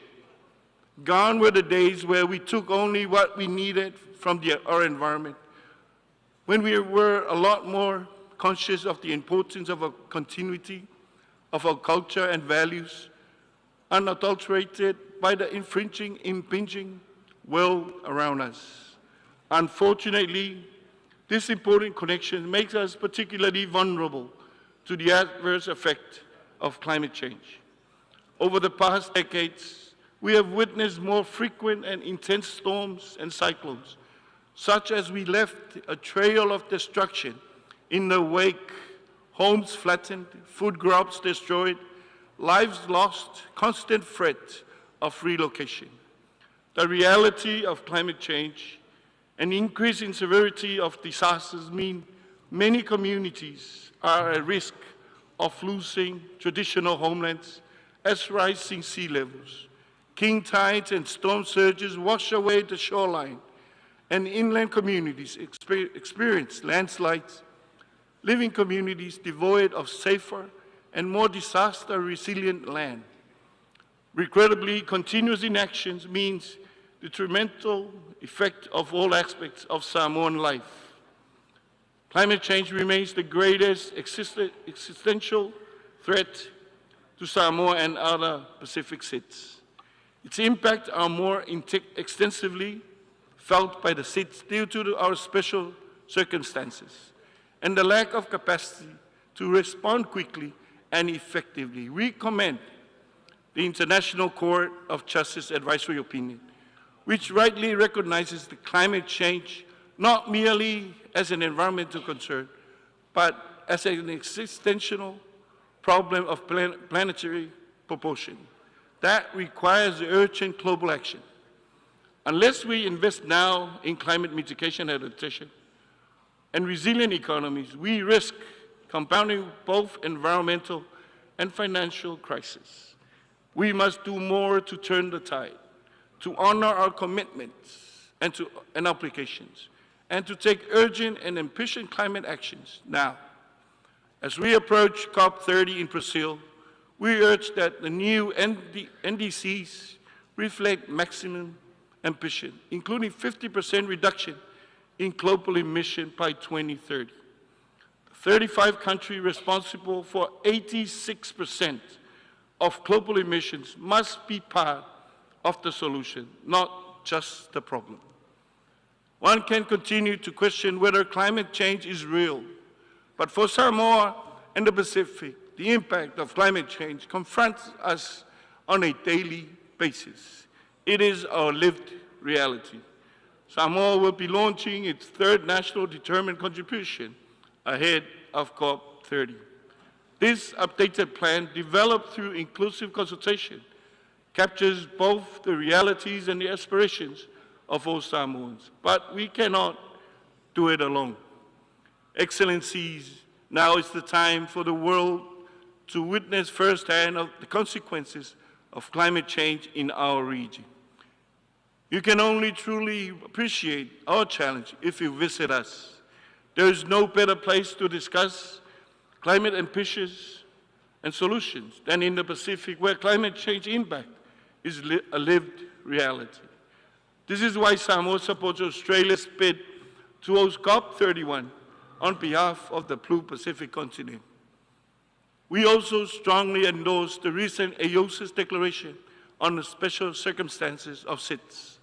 And we can all states, international and organizations, and treaty parties to recognize and reflect these unique vulnerabilities in the design, interpretation, and implementation of multilateral agreements. Excellencies, the Pacific Ocean is our greatest asset that must be sustainably managed for the benefit of our present and future generations. It unites our islands in common purposes. It is our home and our key to a future of infinite promises. Therefore, we continue to call for urgent global actions to implement SDG 14. The third UN Ocean Conference in Nice marked in our global ocean journey, but much more needs to be done. The ocean crisis is a direct result of our choices.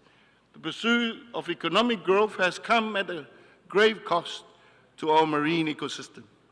Coupled by the unchecked exploitation of these sea-bedded mineral resources, our ocean faces a crisis of limitless proportions.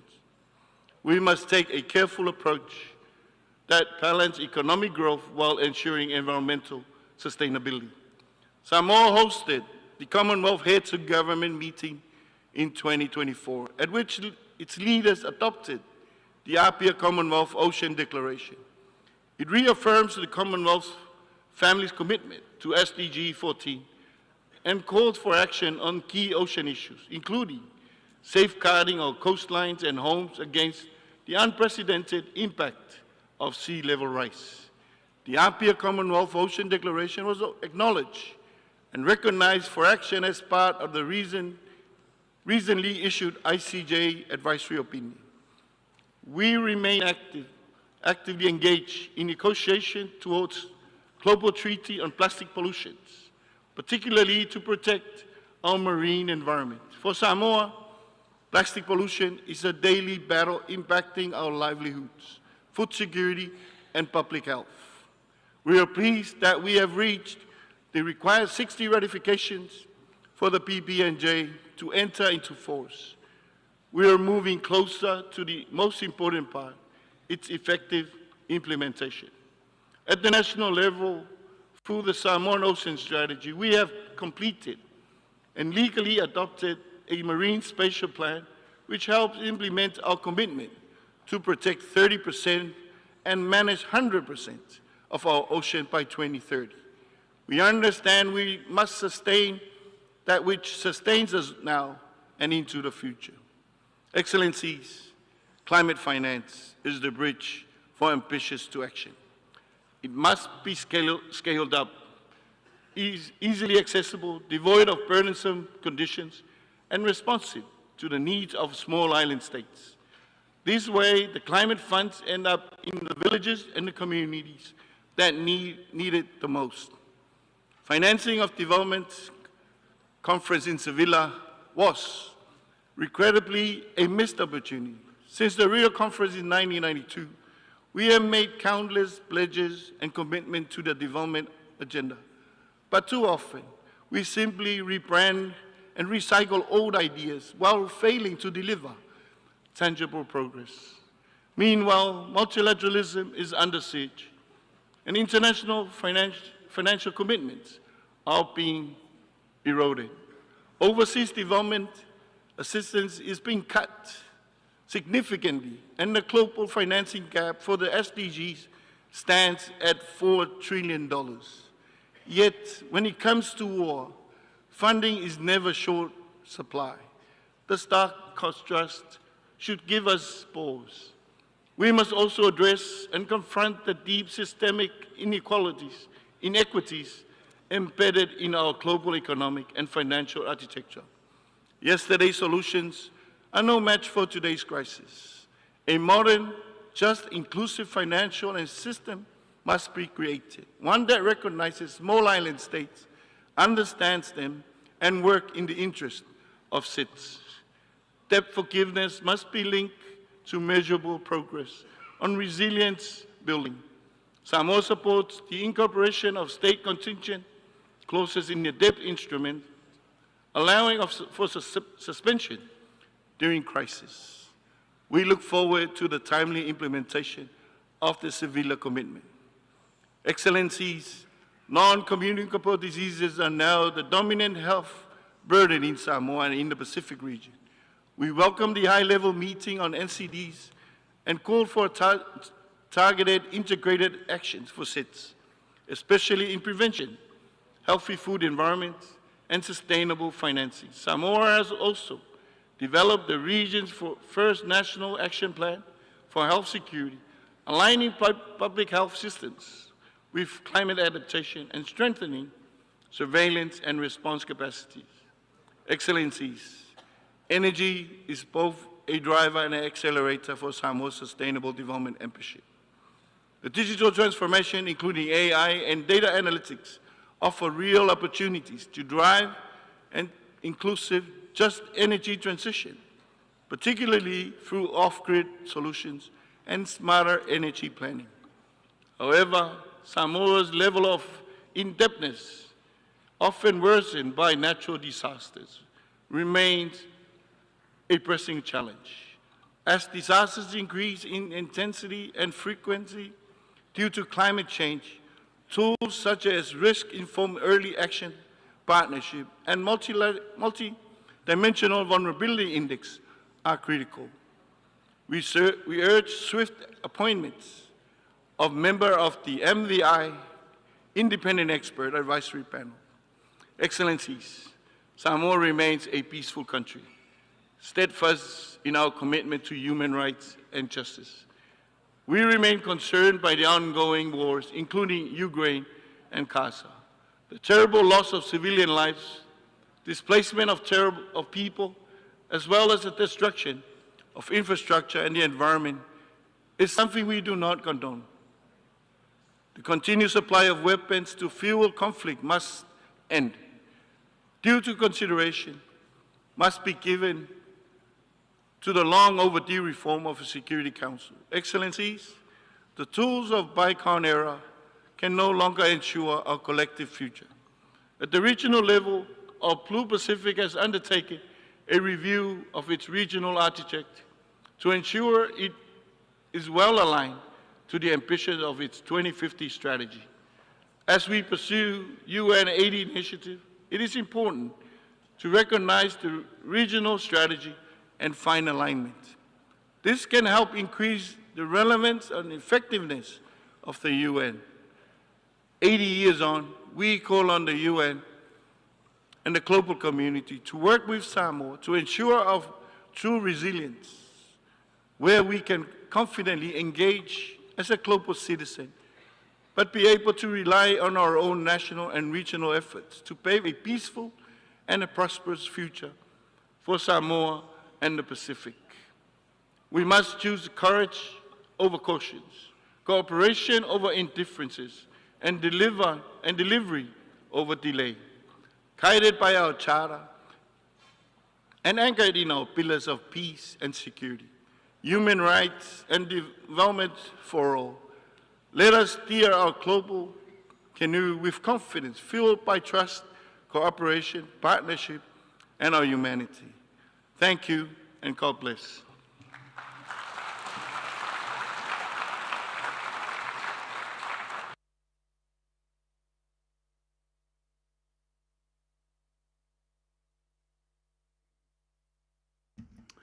Ia le nao whaafonga Samoa ma mai moa fo I le tūlanga tā ua tele o le saunoanga a le fionga I le sui pa le mia I le whonuntanga lona valu se fulu lea malo au whaatasi in New York. I can vividly and remember still standing right in front of the building a few years back. Le mauta tolua le sauno ai tonu ia le fionga le rii. Sui panemia, sau tu tolu e lumai mea ia fua. I le vai taule na le ileva o na pomuina ia trade centers fo i lua.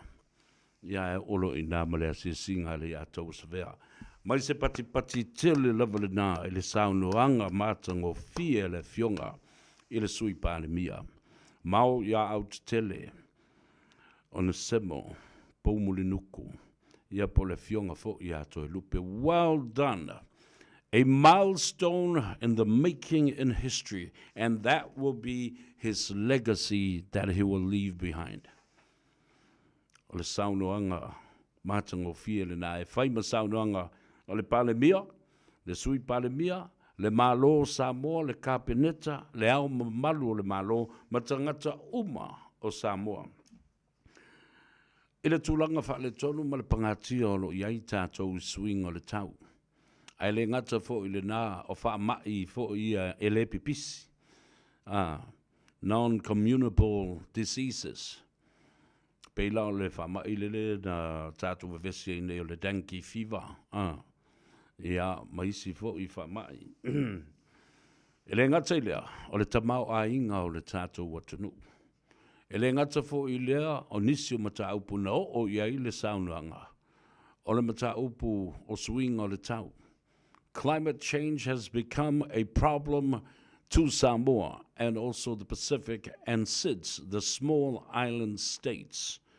Oko kai le matango fie. Ma le tā ua mata upu na o iai. Ia le saunuanga le fionga i le sui pa le mia o Samoa. Amu ia o e uso.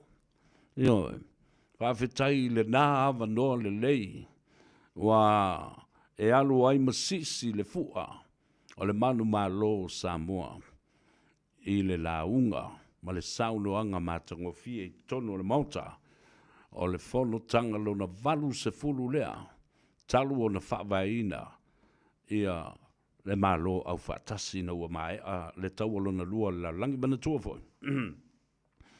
Na umalo le tau lo na lua la langi, whawai loa ma le vaenga lea.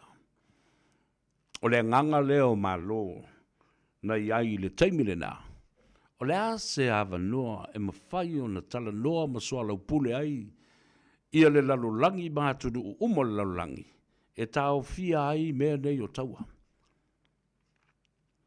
Ona la, o la wali i o Lucia mo Ukraine, e le o iai tonu le li o i o malo o fatasi, a iai tonu le li o malo o le NATO, po le Northern Alliance, tai tu sa ma le aia mo le o le tupa le o le Unia Europa. Ia, o le mafuanga na la iona fatu, i le tala fasoropito, o le malo o fatasi. E le lau moua ava noa whapea e anga i eite i tai o le tātou watunu. E whaini launga ma whai se sao o Samoa, ma whaali le manatu, ma le tō whaa Samoa. E winga i mata upu o loo a fia ai i tātou. Le mana i o le launga lea. Whamai toi lupe. Ao o ina fasilingi e Samoa ma small island states ni Fisoswani. Tau tupe. E whainga tā ona ma umi le taimi o tau whaatalitali se Fisoswani. Ai ao o le taimi e whandai mea nei o taua. O le whaingo fie la tau ma le vave. Mantua la vaso nte nei. Ono piliona na le fasilia tua Israelu ya Donald Trump. Me sau kupe se whakaui mea, whakaui mako meo kange kau, ma mea tau wha nukilia, ma mea tau wha tontonu. Na whamea Donald Trump, mai study. E whika ngai o nge, avise ongo milionga, ongo piliona. $6 billion. Ave i o ya Nathaniel. E whandai, ma whaatupe ai le taua. Ai awhai atu ini mea e whaatupe ai i le swing o le tau. E tau whaatalitali i a whapena fo i le tūlanga fo i lea o ni ati na e lo o tātou madinao. E sa ili Fisoswani ai. Lesi vaenga ta ua lea la ua fuafua mai I ma ua tangia mai ai I.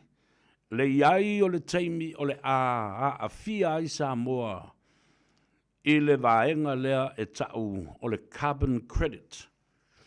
O lea la vava atu pe mwhai o na maua ia le launga le sunga ia Winston Peters mantua I le palota Samoa. E lango ai ia le tūlanga fo I lea o le tau fia o le taua. Ma ia manatua. Ma ia fauina se stete o Palestina lava lātou ia. O New Zealand, lea o lātou tali le ai lātou te le langolangoina le whai o se stete o Palestina lava lātou ia. Se iai se taimi. Ma o le tali fo le nā Samoa. Na abstain o le uwing o le upu le nā e le I pālota Samoa. Ma whaali sona whine ngalo le mta upu lea. Leanga, manatua, o Palestina, o lo o pulea I lalo o le vaenga tupu whalavele ne ta o le malo Hamas. A o le tonungo Israelu lai ai. O Palestina o lo iai le valoanga. O ele pa ia. E toe whaapoto iai tu ainga esfulu malelua o Israelu I le numanai. A o le ia fio mai le li whaolo Jesu Keriso. Ioi, le ala na. Le ua whamai foi Winston Peters I le fontanga lava lea. We don't recognize the Palestinian state for now. Time will tell. Ioi, ia, le na. O le tūlanga le na, au tātou lau Samoa. Tātou tele I whaia se tātou tali le tusa le mata upulea. I le tau fia o le tau o le whai. Ai o lo tātou langlangoina Israelu, le whai unga Israelu, wa whaia whatasi ma Amerika. Ina ia pomu pēr tangata ia Hamas o lo tonu Palestina, ma pūlea Palestina. Ina ia o ese, ma lau ele o Gaza Strip. Ia le na. Thank you, Matt. Nā lau o matua le vaenga lea, e tusa ma le afoi ma le launga Winston Peters I le son nafi. Lesi vaenga tā, ua leo vava e tune iai. E iai la le tai au. Tātou te o ai I le atina e lea o le carbon credits. Ona o le tele o le green gas emission ia ma le ea foi lea le carbon oxide lea ua whaalu. O le mea e tau na whai tātou. Pe a whai o le awatu se fua whaatau.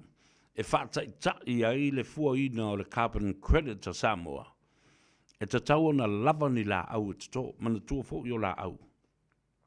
Ia matua I tele ni eka mani eka o la au toto o le atunu. E ma fua I sea. Ona o le la au toto. O I la tau te amaia I whafole o kisene. Au e la tau e whaa e mana vaina I totonu o la au. Ia le carbon oxide. Se vai le tā ua tele lau le mea.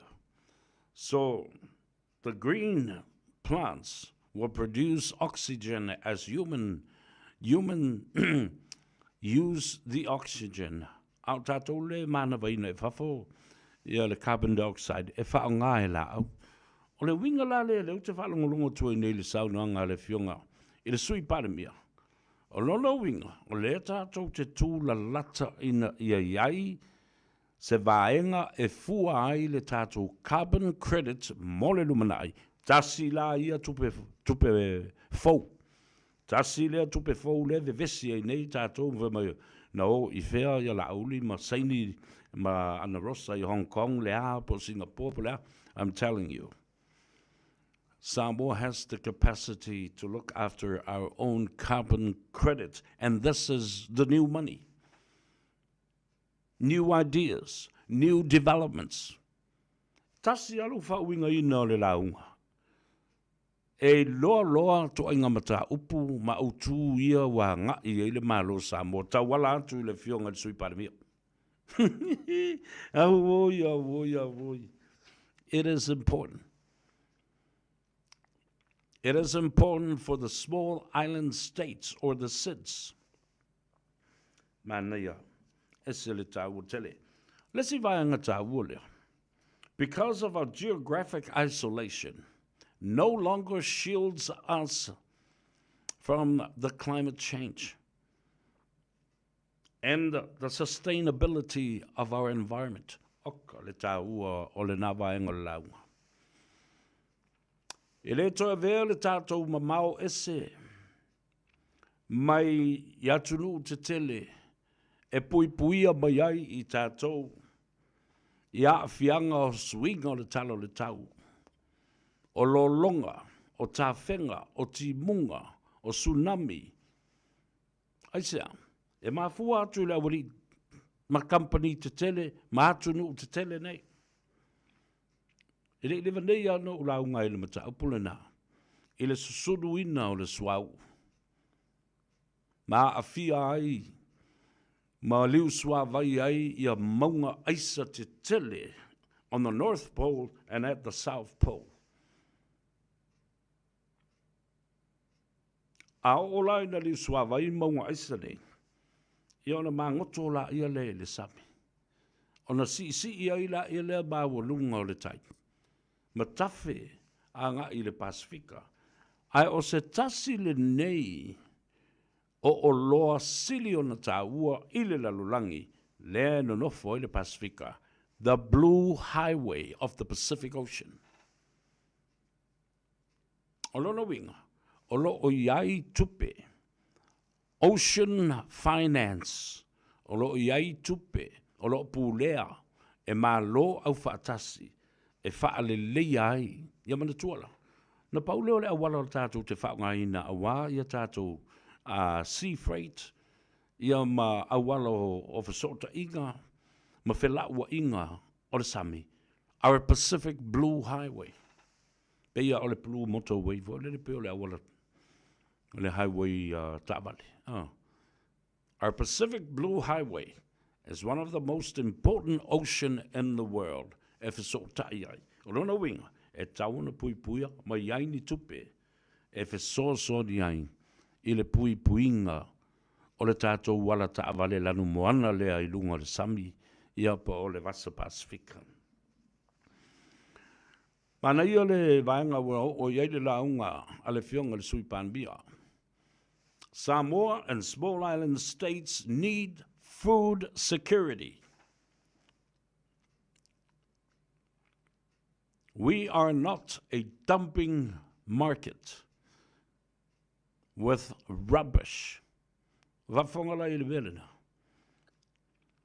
E leo Samoa, mātunu ula iti o le Pasifika, oni maketi e o atu e tia i ai, la pisi ale lanulangi. Ala mea la pisi. Meo i o tau mawhai e watu nei. Patua moa. Muri pipi, meo mamoi lololo. E ai isi meo angungase, isi atunu angungase, e watu mea na ai isa amboa male, matumotu al Pasifika. We are not a dumping ground for rubbish. Oko kai, awhetai i lau fionga le sui panemia. Ma nei le awala, na whaaleo makiliva ai le ngangana Peritania. Ne launga a Samoa wale la lulangi atua. Climate change, sustainability of the energy. Nele lewa nei atua. Iana mata upu na tātou wawao ai nei mapolonga ai Samoa ina wa whaaleanga ina. Malo si anga tau ele tise. Tasi lea mata upu no o iai le saunoanga le sui paramia. E mana o mia le whasoasoani o malo te tele ma malo au whatas. Lala mea nā lai ona le mawhai le nā vai tau. Remember, nau whai atu le teimi na tula i mai le wharawelawe lea. Ai se ale mea le mawhai e ona tātou, whisili a tātou, atu nuu whai pāanga, pei o Australia ma New Zealand, Amerika, le atu Europa, Kanata, nāle me wa umi e na whata avale, le whawhita au le winga le tātou ele tise. O atu nuu te tele nei, e matua i fia ma moa la tō nganga whawhitai. Pe a tangi mai Samoa mai isi atu motu. Ise fesosoani. Because they are also our budget supporting partners as well. Tasi nei atu nu. Mantua le ili tue whaia lava statu o italafu. Wai fitu tausanga. E rei mawhaia le chapi pinto italafu. Ua whaasala. Ua whaasa o na to italafu. Ua ova atu ilunga le 5% le anga sala Samoa ua whaasa i o na to whaia sa italafu. Le ana leino atu le lua whelus fu maltasi. Ia le whatu tua le atua Samoa whai. Matau mawhai e to tongi. Le sala lea, mai italafu ia. Le malepe nei. O ilalo le fitu se lau miliona o lo toi. Congratulations, Mr. Deputy Prime Minister Toilupe. Wonderful speech. It will be and remain a part of history in the making and a legacy that you will leave behind for your children, your family, and for your district, and also for the government of Samoa on behalf of his head of states and also the deputies and also the Mr. Prime Minister and Deputy Prime Minister Mulpola. Congratulations, Toilupe. Wow, well done. Alo whaftai saunoa, whaftai malele, whaftai tulei, whaftai tapena. Awa le sila mai moa le lalulangi atoa. Ala tilo mai tule epa malibongi ma whanatoe mai latou le au media ia talanoa mai whamai. E le anga onga le aisea, le ise whaelonga lea, malea. Lo ai maulalo, loto le anga. Tau, le anga ina tangata, la lau tau sila iai. Pe ia le whaitawina se pepa. E pe le tilo fo I lunga, o le script, screen, pomu mai lava I le fatu ma le nganga I le tāua tele. O lona wala aunga ma le whao uina. Io la ia le ai tau upu. Oe ai tau upu ma wholo patato tau upu e lau whemai e le wā lea e le lo whaise malo. This is part of history, a milestone in the making. Standing in front of the world and making a speech in somebody else's language. But in fact, English is the universal language of communication throughout the world and across the countries of the world. Well done. La tato wo. Ya, e tale pese e whamanuia tuai. I le fionga de sui pale bia, au whalongolongo mai I maila e fia, I le stete o New York. Amalo whaftai. I le veai oe masui o Samoa. E whaalea ai le fu o le saulotonga ma le manu malo. E whalanga maia o malo au whatasi.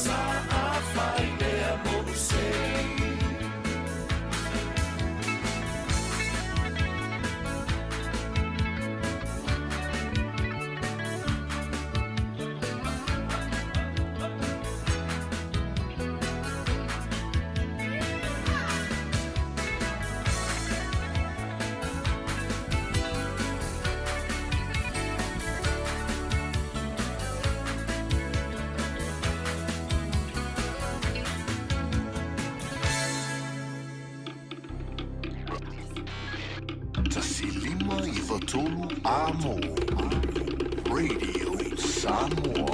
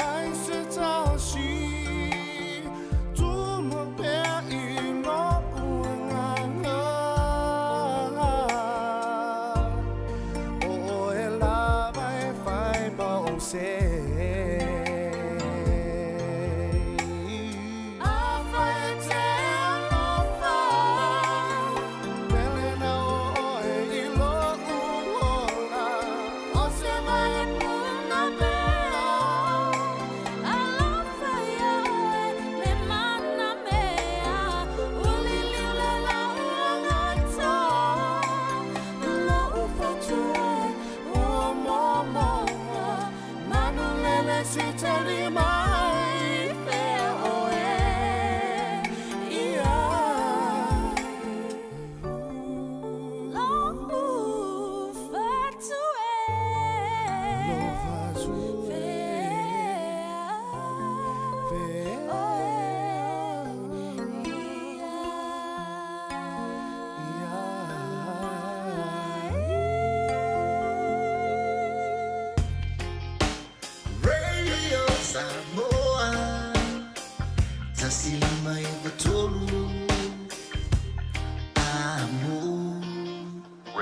Samoa. Tasi lima i tu. Amo.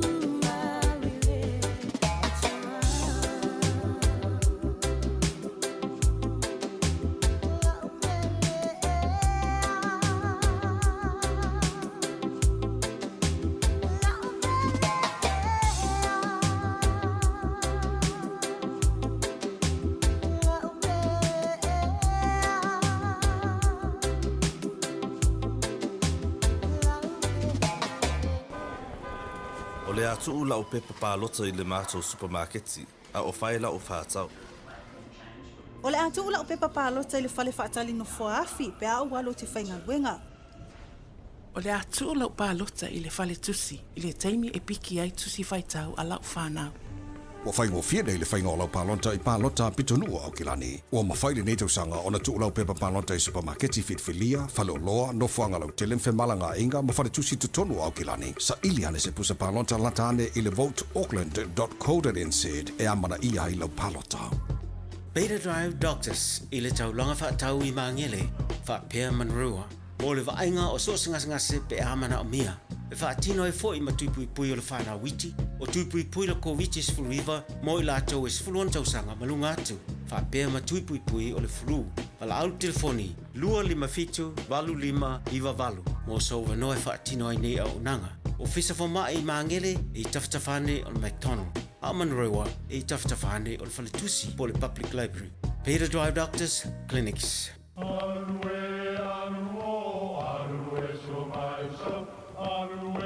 O Samoa o le atunu ua mai a o na tofi. O le la au ua mai a o ngā tātulanga e le to e tau au whangaina. O le vai fo i ua malili ua mai a o na saiki. A o lau polo kalame o le vau filifili. Ua na o se toi wha manatu. Ua na o se toi whangu whangu ia ua nganu Samoa. Mau upu ta oto, mau upu tu. E ala lea e ala ngā upu ma muanga ngana ma le vau ngana. A wane i emisia le tātou polo kalame. Iafi afi o aso lua ta itasi le itu la e valu i lunga o le Radio Samoa. Ia manu ia tele, lau mai muanga ma lau whaasaunga Samoa. Mom, any food? Mom, fear ai. Mom, I'm hungry. Oka, ku uafu ya Ai mai ar kai au e kau ad po. Vui, Domino's Pizza. Ka ini makalai favorite pizza. Hello, sir. 10 pizzas, please. ASAP. Le Domino's Pizzas, tele whapitoa mal tuanga al whanau. Really mai loa i le ovalu se lau, tolus fulu, fast fulu, limas fulu. Ovalu se lau, tolus fulu, fast fulu, limas fulu. Ia toi whatalofa, mau whalofa i ante oile nei, po i astona i o toi iwa minute o natale o le tu lai tolu. I'm still trying to process that speech by the Honourable Deputy Prime Minister of Samoa, the Honourable Toilupe. Okay, marvellous. Au leo whatasi mai ia le tamaitai, le tausala fo i mai le Henderson cars. Ia le tamaitai o ati wa fo i statu ripoti, ma se update mai i le nato fo i ngā ruenga i le so whatalo wha ati, malo le soifumanuia, whaaftai fo i mo le teimi ua wha avandoa mai. O mai na nai tu. Ia, talo ka sa vea, yo lange mafo ia te o ilo wha beona wha fui ina sapo kalami. Ia lo manuia lava mea o man lea lo fo le tua le fua lama whai, unga ruenga le nei aso. Ia o ama le nai tua te sofi so manuia mea oma. Okay, le matau tia, le anga le deo le tua, le matango fia, le talo le tau. Ia, me se fo le suluia o le la, ma le mawhana. I le teimi le nei. Ia, o le ase wa inga i le loto a le Henderson cars i le so. Ia, o se ripoti a file nei aso, ia whaila wasi si pisi. O nai o saso a inga fo isa ka peona nga i mai e whaiala so sign up. Ia le safa atunuria i lawa nei li sai au. Ia o nai saso a ina se malanga mai la lo i Christchurch, ma Wellingtonic. Ia le sao mai ane li tai au, ia le ala whaasolo whatino ino na so sign up. Ia masole suumule sule la lo le meo lo whapeona no fwai. Ia o le pisi masani lava le Henderson cars. I weekend lava, ia o le whatino ino o sign up le malo le tunu. Ia, malo, whaatai, e whiana i konkalate fau na saidia le nei tai au? Ia o te loa na nei le sa saini pe ova male balu. Wow. Ia saso, ia balu ia saso a inga ia sa whapeona o mai la lo i Wellington ia ma Christchurch. Ia o semila nei i o le whaasolo lava whatino ino na so sign up. Mana ia. Ia o te tu mule tule la lo. Mana ia tele le na fo i avanoa ua whaamua ai ia nei tangata o mai mamau. Ia. Ia whaale le. Ia, toi wha malmalamba i le tunu o le tūlanga o le tāua tele o le application o le tangata fo le mawalan benefiti am whai o le wha malosi e le tangata e ngalue full time. Ia whaktai tawe awa e tāua le tūlanga lea ona le tō tele lava le malo le tunu o lo wha apea ona fesilingia le tūlanga lea e le o malama i fōi. Ia o lea lava e kilia le au batunga o le wha malama i no tūlanga lea. O no so tele lava o loa ngā i mai. Ia e o mai fesili ia e le o malama i le tūlanga o le apalai no le benefiti. Ia e ai o nā ia inga e tau lava o nā ia le tangata full time. e o whaatase mansangata le benefits i le application. Ia. E le mawhai o na apalai na benefits e tau lava o na iei mansangata full time. E sa ua te le sulanga lea e whapena fo i la ma le tato ta mama tina matua le pensiona. Ia e tusa lava le process e mana o mia lava le tangata full time e o whaatase le application. Ia, mana ia, whaftai le nā wanoa lo mwhai ona tui nā tui tangata mātutua e sau ia le tama po le teine fo le laughing out wanga full time. Sau e so sodi. Ia, whawhele tūlanga, se uto e fisile tual vanga lea. E mawhai ona uto whai le insurance o le avea i tua le tāwale mai lotoa. Ia sa o lei sa vea, i le mawhai ona mato really singa se tāwale pe ali e se insure. Ale e se insurance o tāwale e le mawhaina mato avea se tāwale i runga le awala e au noa ma se insurance. Se i donga ua umana whaile insurance o tāwale i o kato a saulole o le customer e pikilan tāwale. O no le insure e whai te lesta ua i le apalai ino tāwale i o matula fono le e au lava o ne sa so tāwale tula fono New Zealand. Ia, malo, whaftai, lal teimi te puli e tātou i le so. Ia e tapuni tātou nei le tūlai 5. Ia ona te sala loa leo tātou tai au le tūlai 10 tai au. Ia pēra uma ia lotu tai au. Ia ai olo o whaawau pele au nganga le hente sen kase ia pā ia nai nei le spuma taf. Malo. I le pō. Ia le lei. Ia, whamanatu le tunu. Le asoa tai au. E le ke le loku oia kia whingarongo pe kia le loku. Kau ka luka e mua lava ona e mua lava ia le lotu ia ona sau fo ile sala sa so ofisa sa le tūlai 10 ia e tapuni le tūlai 4 le fiafi. Ia le le a fai o ese si vai ngai le i yo o il tata le noanga ia ono o tata mi mal ta tuatusi mal ta telefoni e fa manatu pe i le atunu. Ia ai le fa mai na tapo kalame ia e mole se le fa sai tele le pulenga le hende sen kas.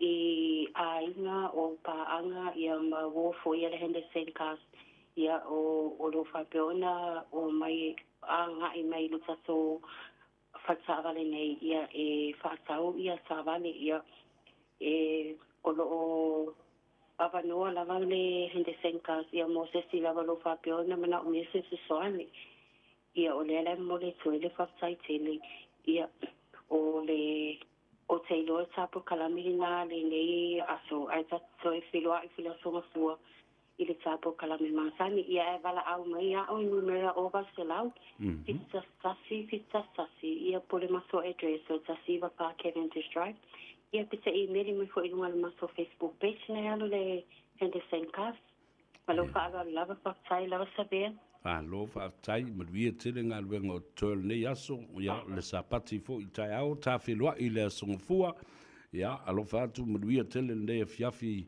whaasoi fua ia mai maruia. Ia, whaasoi fua savea, maruia tele la fiafi alo whaatu. Whaatai, le tamaitai o ati te maua i le telefoni le eise tongi, o walu se lau, fitu tasi, ia, pa o le anga i fo le latu tuatusi, se lau wivas full ma le wha, Cavendish Drive i Manukau. O le mea matautia lea awa sawa lau mali tātou whātonu. Lea tau sa vea, tanga i masira i le launga, matautia ale sui pāle mia o lo o awa yatu le fono. O malo au whatasi i le state o New York, i Amerika. Lea lana su e mai loa. Ma o manatu ai. O se awa noa le lei ma le tā ua. E tā ina ai lea saunoanga. A le sui panemia. Ai sei wha Samoa. I ta ngata ia na la lau nei o vale sau pau e le loa whai se malo. Lea lau tau wha i ai. O lesi mea na mai tawina. I le tūlai mai o lana a fionga ia toi lupe o le sui pāle mia ina ua sau le pule la. Na utau sisi latu ua alu masei le fionga i le lii panemia i to tonu o le fono malo au fatasi. Nau tau silsila ma mai tau ina le sei taipei o le sei o la auli. Ai i la uvava ai fo i le tula i mai. Wa pei o la uvava ai atu fo i. O le mamalu fo i leo la auli o lo tū mai ai. E ese le whainga le atua. Ese le wala aunga le atua. Ma whaanga ngana ina le atua. Ana tama whanau wa ia tā pena ma saunia e te tai le malo. Le ala lale nā. Au te matua la ngona le wha maulalo i lumo le atua. I le nei te tai te la vau o le atunuu.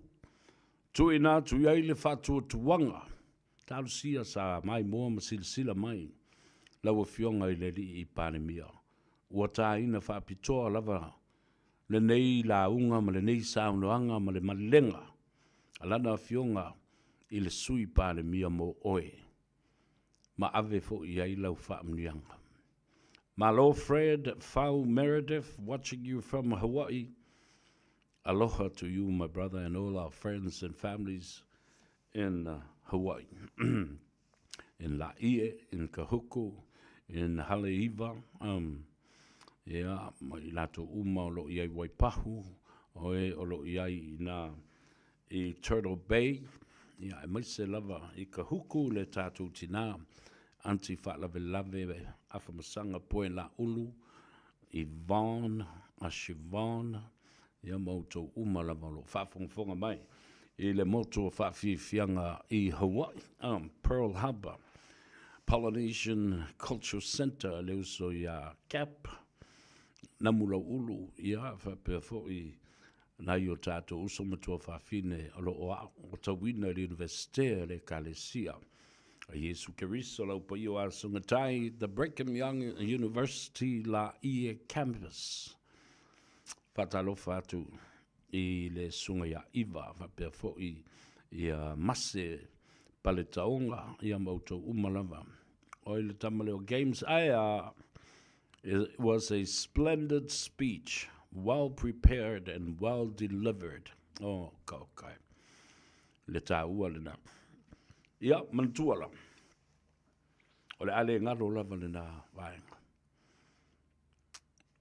O le amana tua e lana whanau. E ona uso mo na tua whawhine. O lona nuu ma lana ainga ma le e kalesia ma le i tu malo. Ia whapea fo i le malo tangata. Samoa uma. E re ngata i Samoa lava ia o Samoa loa lala ma papa au. Ia tu nuu ma mau. Ma so se tafa o le lalolangi. A o Samoa fo i o loa lala ma papa au. I le malo tele o Amerika. I le lato mai moanga, ma le lato whaalongolongo, ma le lato vaai. Le vaai i le fionga le sui palemia. Le ai ma se mea e tau se tau nervous, pe tau tete, pe tau lia. Whanga saoa. Ai te vaai fo i le tiro le rei i lalo i le pepa. Matua i matau tia. Le tāpenanga. Ao lele i lewa nei whato a wha pe li maaso talu na taunu i New York. Sa o wawai atu le sa whai ma le se e mai. O le whai ngā malanga. Samoa's delegation pe o na iai le whionga a pesta. No mea simi. Ia whape na fo i sui. Dr. Fatu Manawa pa o. Ia mai latu uma. Na malanga whaatasi atu e lango. Ia le whaatino ina le whono lea. Ala malo au whaatasi lo na valu se fulu. O le tā ua lao le mala malama o le atunu u. Wālanga o le nā fwoi ave se lewa. Whamai o le whaia o se pālota e lango ai e Samoa. Le tā o fio le tau o le vā o Israelu ma Hamas i le Gaza Strip i Palestina. Aisea. Ele i o le taimi e lango ina ai Israelu. Le whaatuina o seisi tete e ta'u o Palestina. O Palestina fo i o tangata Israel. A o tangata Hamas ia lea o lo lātou pū lea Gaza Strip ma Palestina le teimi nei. O le au whatupu whalawe tangata nā. Talofa Smoking Joe, talofa Games, ia, whapea fo i a Sepoima Pesaleli. E le whapea la o le tātou le palota. As we abstain from voting, o le tātou talitanunga, tātou te tutu whatasi ma Israelu, i lo lātou nau ta inga ina ia fufulu ese tangata leanga ia lo iai tonu a Palestina, ma le Gaza Strip. Awa o le talitanunga o Israelu. O Palestina, o lau ele pa ia, o lo o moli mau ma valo ia i tonu, o le fionga pa ia le tua. I aso e ngatai. O le ato e wha poto mai ai. Ma tā pena e Israelu, le nofoanga pa ia lea. E wha poto i tu a inga e sfuru ma le lua o Israelu. Oka. Tō wawa aila i le mea matautilo. Sepo ima Pesaleli, watching you from Hawaii. Yeah, fatalo fatu and aloha to you and your family. Yeah, whapefo i a Colleen Torrea. Malola soifua Colleen. Si vale pasesa. Deputy Prime Minister Onesimo, you're the best, and that your redemption plan from Heavenly Father, you speak wow, perfectly. Sinemania o meo tangata e tuua ia whamai e vālea e leise ni whailonga pe iei ni to mai e teita iei le malo. A lewa ave maua o le test. Mua lea le fionga i le sui pāle mia i ato e lupe. Aia, e test i luma o le fola maua lunga i le lorangi. E mata i ai Palestine ma whaululunga o malo o pāle mia. Mali i sili. Mai atu nu o sili atu le afe ai le tasi se lau tolu se fulumon tupu. O le tali i le nā Samoa o tātou tālu sanga. O le taunu unga le nā o le nofo talo ma le nofo tāpua i le atunu. Au auna pa ia le tua. O ta māmatina mātutua. Ai maise, le lo le atunu. Ma le whainga malo. Tātou te tāpua i ma te talo i whaiva o tama whanau o le atunu. A o atu langa ua wala au ma te tofi i ai. Alea. They have never left and let us down. They carried the baton and the flag so high and has put Samoa on the pedestal and beyond recognition of our disbelief. Tātou te le itani tonu wina. Na o le nganga o le tua. Lala fo le na lai ona o manatu ai. Se i whaafafonga i ai Samoa. O se whaamrianga fo i lea mo Samoa uma malana tāpua inga. Le ai se lia. Le ai se tei. Le ai se tau tete pe tau fefe i le ai atu. A o lona sei le na wa utoe whaamanatu o tuai. Ua e sei lo uso pale mia i to tonu o le mauta. Ua pei lava o lai iai le fionga le li pale mia. Ia le na? Sa oi Karen? I li ka alo i sisi au en semo. Ioi. Talo fai. Josefa Kalolo, alo. Ale so le fa fo fo. Mai ngale so le fa fo fo stui pe fa longo. So everybody can go comment. Yeah, na. Talo for Lawrence Peterson, fa pe fo I mei sangale on nai ngalo leilua. Ya, fa me le fa ko amaka loku le talo se fulu le tai au talo fa o fe le nai te mata bai ai. Ya ma lo fa tai la mua tasi toa. Alo le soifua maria fa tai le mafuta mai le o nanga ma le tautua ale si fonga o Samoa.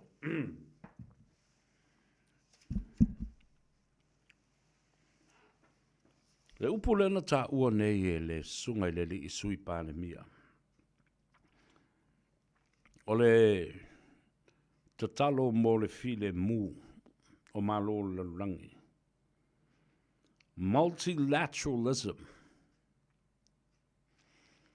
Le multilateralism o whea ngainga ia e o sia maisi atu nuu e whaipaanga mai tātou. E lena o le tasi se mata upu, tātou te ngā lulu e whaatasi ai. Tātou te ngā lulu e whaatasi I le puipuinga o le saunga le mu, o le sio manga, peace and harmony and protection, o le sio manga, environment, climate change, swing o le tau, and economic profitability.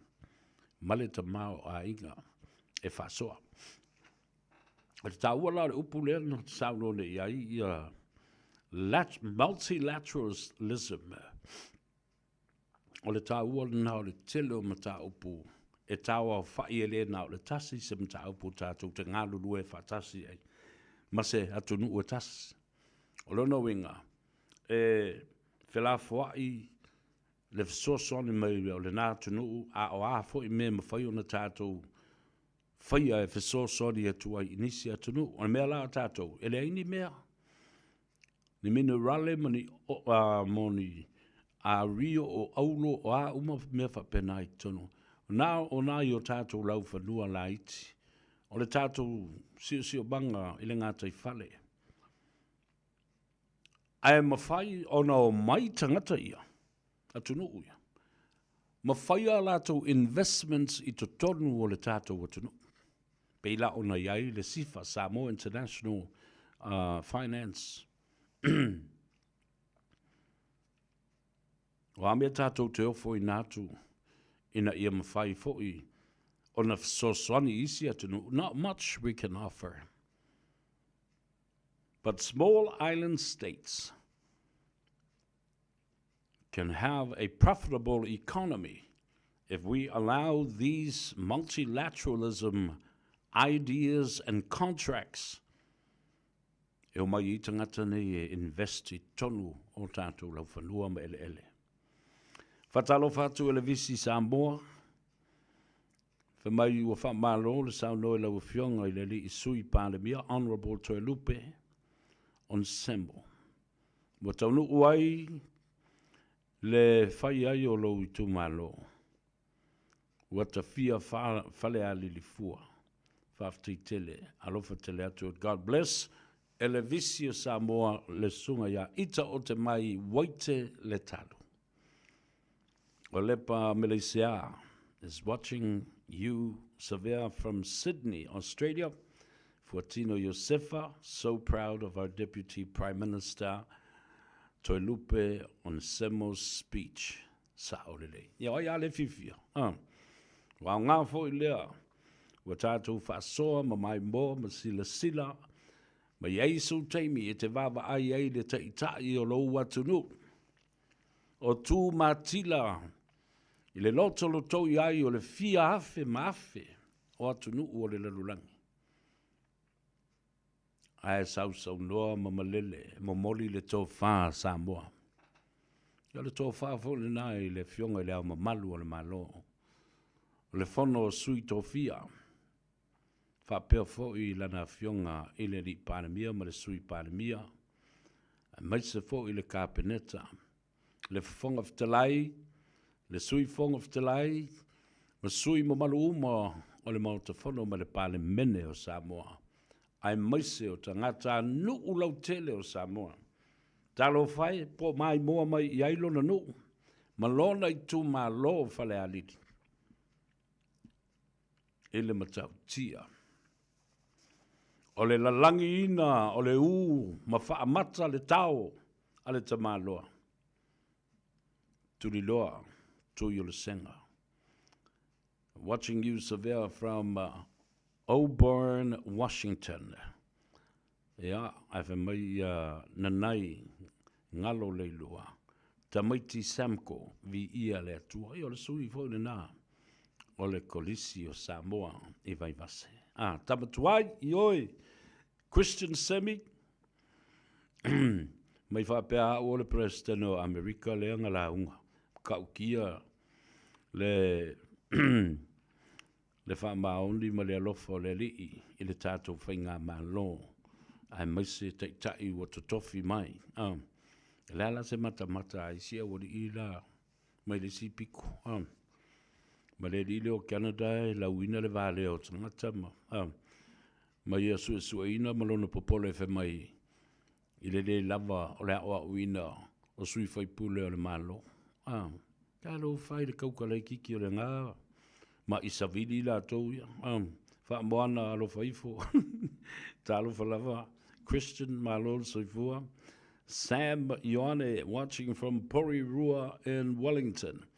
Whatalo whapitoa i lo uso. Ia leuluai. Leuluai alii o Tumua. Joe Smith malwhaletua i lo lo i Wellingtone. Makalai stete. I whatalo whatfo i lo uso ia Alex. Se kona fido.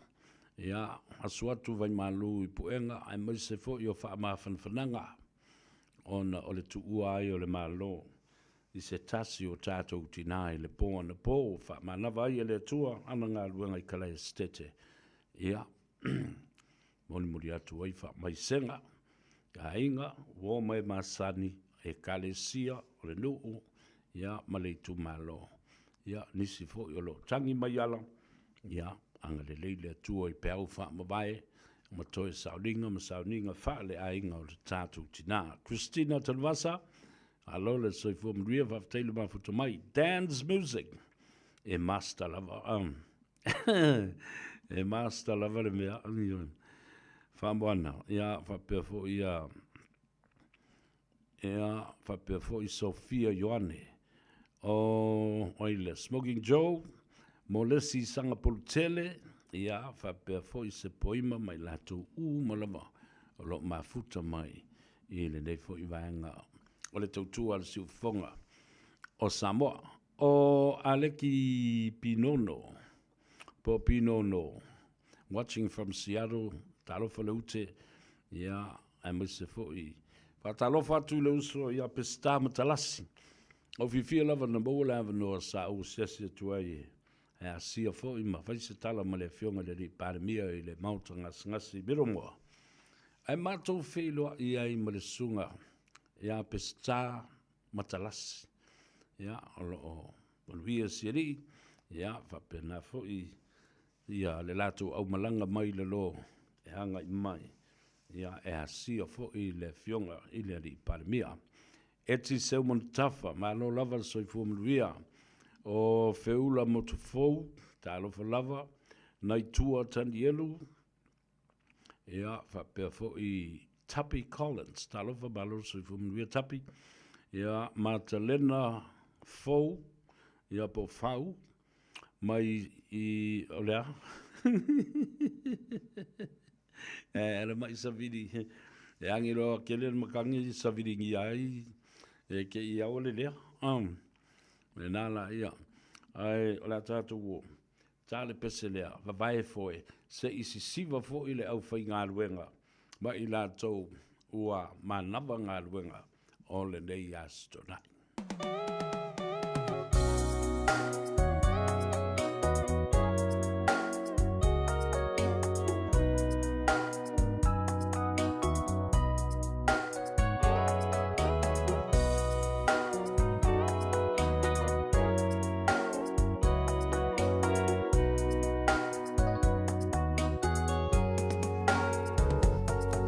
Hey mama e alo uti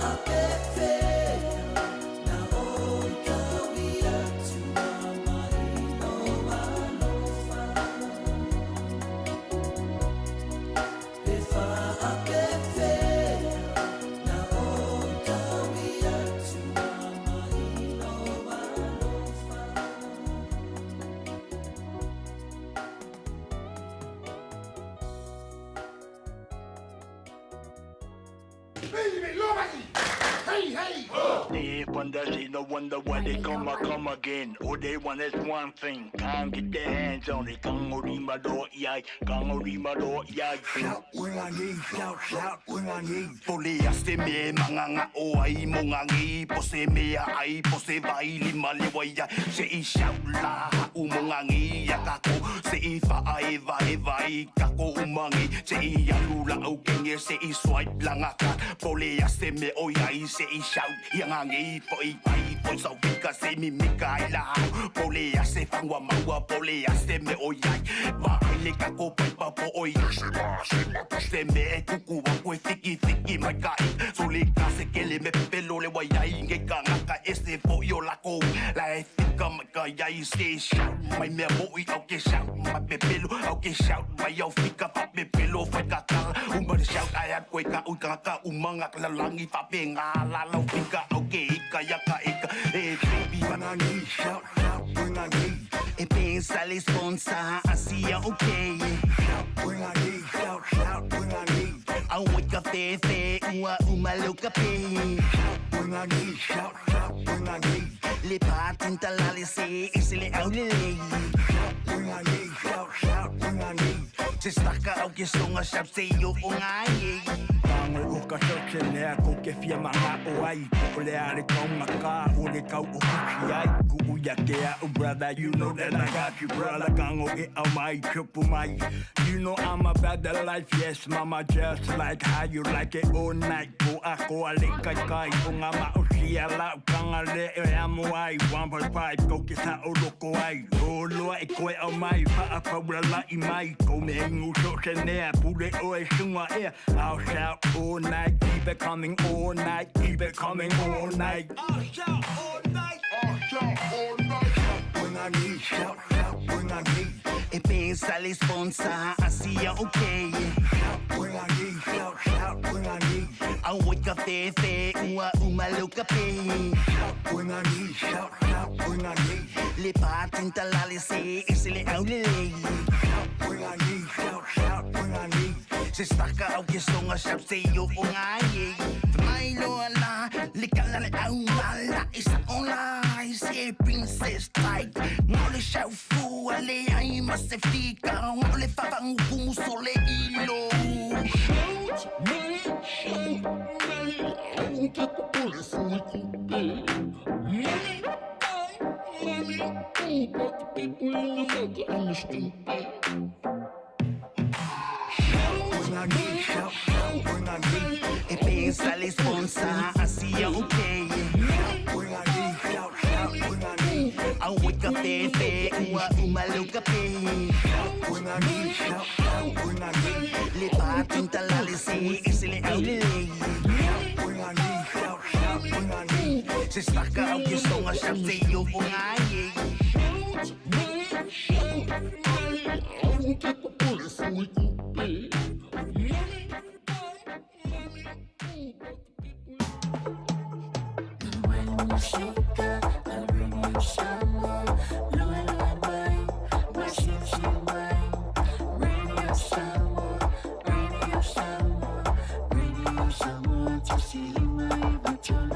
Radio Samoa.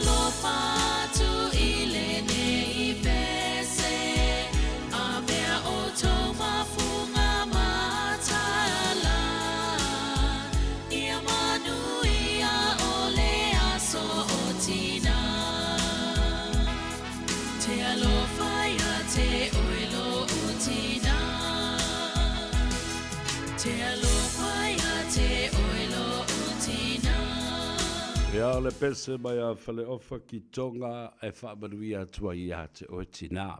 Ia po hau me o whaile nei teimi, po e malolo, po e ngalue ala e mo e whaasasa o ala ta malo. Ka lo whai a o tina. Ua, ia i le whaamoe i le fiafia na nei, ia o le a ulu whao ai ma fio mai le tātou ainga. Le whaatuatua i le tua Samoa ua tasi, ia o le tātou siva i le fiafia na nei. I nā i le tui sa mau Manhattan, wai lo uma i le tōtele, whaafifia oe e le tui sa mau band, ia e teine le leima e tama le lei, e pese e fo i malei a taua savea, whaafifia i a te oe le fiafia na nei. Lua se fulu tā la le ulu fale, tā ua tele le tātou awai whaatasi, ina ia la lango fo i lea wha moe pei o le au maia. I le finangalo le laulau, le fionga i le teitei fono, le fionga i a sewa muli, i a wha pia fo i le sui teitai, i a meise le lato laulau wha tonu, o le tātou a inga wha tuatua i le tua Samoa ua tasi i au ki lani nei. Luas fulu tā la le urfale, ia. Anei le tātou le lango whaatasi i le whaboeboe pe o na au maia. Ia e tāle lima i le fiafia nā nei, ua ta tala i le tātou whaitatoa. Ia, whaatalo whaboeboe la lo i a tātou whelua. Iai, taitai atu iai le soifua le tātou atanu. Ia mapaanga umalawa a le fast party. Malona au a inga i lunga nei au kilani. A whaifoi o le fast o le nae asi mai nā nei mai seisi vaenga le atunu. Tātou wheloa i malulu lima i le afiafia nā nei. Tui sa mau Manhattan Convention Center i Dominion Road. O le nā ua lau i loa. Ia to telefone au whawhiwhia le ngatel tui sa mau band. Ia whapena fo le uso ia tolu ma nave misi luki sua. Ia ma le to telefoi o le au whawhiwhia o le a iai i le poa na nei. Tawa lunga atu sebanatu i le neia fiafi. I le tātou TANOA AVA ma le i ātou o savea pesta se yuli. I le mata upu sa o avatu le aso nafi na ua whaatala noa le fionga le minsta o le soifua ma lolo ina.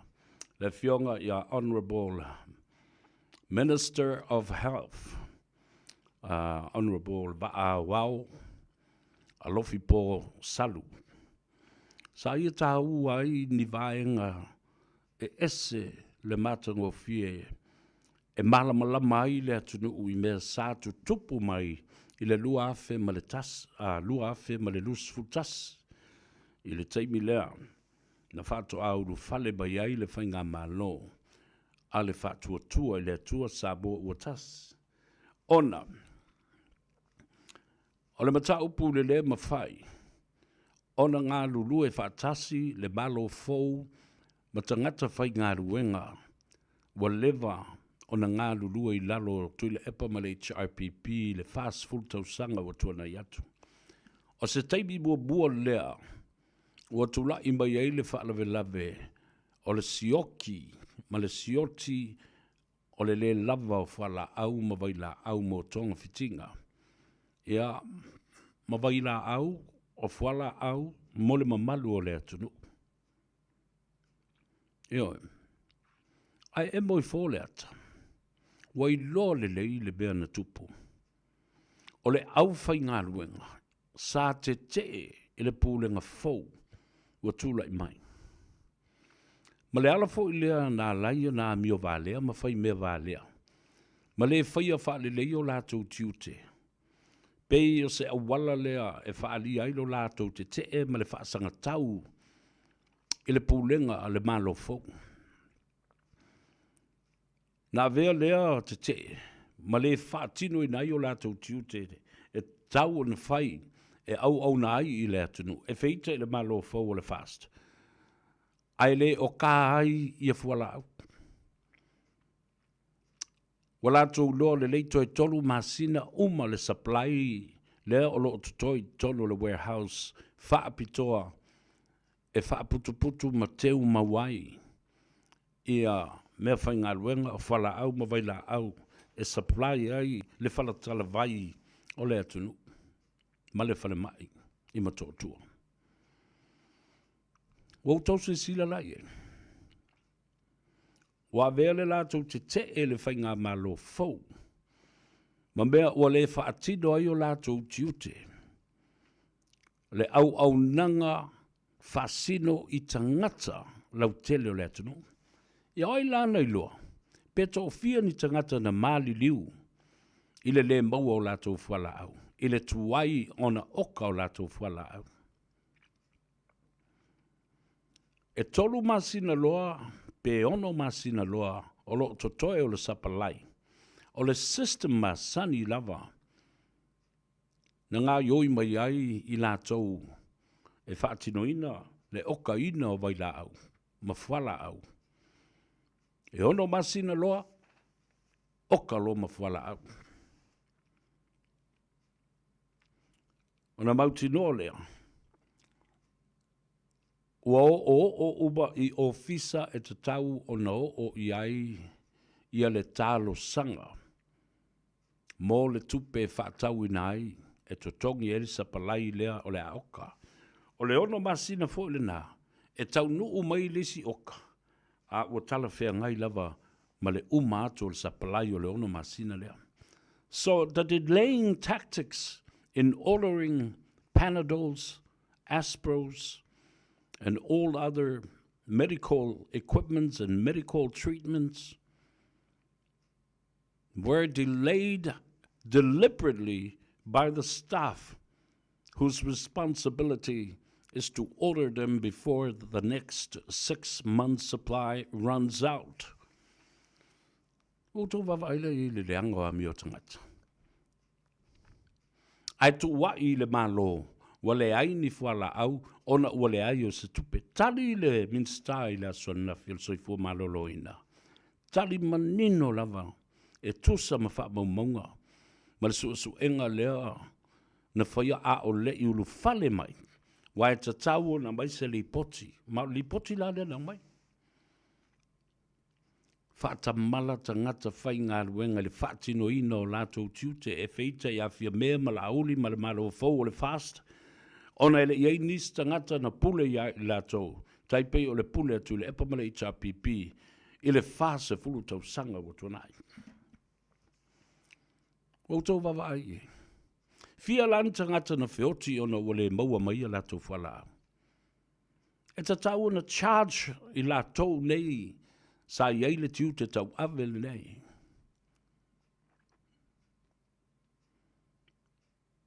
O lale si mea. E umana avatu le oka i le whalemai. E alu anga i o le tenders board. O ina e au mai ai le whaatangana i le tupe ba wha mamulu mai le tupe e alu le treasury e au mai e tutongi whala au. O le umi ia a avatu fo i le talusanga i le tenders board. Ele atoa se to lua pe to tolu o le quorum po o le kolama i te tauai o na whaatanga ma wha matuu le seleni mo le whaatawina o whala au. O atu o le office o le tupe, le treasury. E whaatali tali fo i po ai le tangata o le asaini. O te matua i o wafo. Ma le saunuanga le nā nafi. A le fionga i le. O lea la ua tau mawhai nei. Ina ia whaatino seisi system ma seisi whainga. Ina ia shortcut TPS ma le tangata o ngā tutonu. Lea na te okaina mai whala au. Ia tātou whaipa anga ma le supplier. O ai lava le atunu o loo ngau si ai le whala au. Po le pharmaceutical la tau te ngau si le whala au. Matangata la tau te siaki ina le whala au. Ia mauti noa lona saunga le mumo le whaungaina. E tā ua atu la le tātou o sao. Whaipa anga ma le supplier. Po le atunu ua sau sao ai le mea lea. Le whala au. E le anga tele lea mea. Io, tu wa ila ia i le whainga malo, ma le pulenga le whainga malo. O na oa i fo ila ia lea fe ei mai lunga o media outlets ia atu le epa ma le HRPP. Ma tau mai ai e i la tau. Whai mai o le aini whala au. Wa run out masioki ona ele aise tupe. Ai tali malama le fionga. Ele min stai le aso nafi. Money was never a problem. The problem is the staff and the people responsible for ordering the medicine for the people and the supply. So that it will never run out within the next 6 months. Ese le mata ngau ia mea. Lea lai tā ua i tele i a te au le ngā luenga. Na whaia e le fionga le li pārmia. Round them up and call them to come together. Ia longo atu whaululunga ma tā ngā luenga, whaapena fo'i. Ma sui lango, po o pule lango. Ma nisi o le au whai ngā luenga ma tutua sinia awhiwhio mai se i tau, se i whai se tātou tala.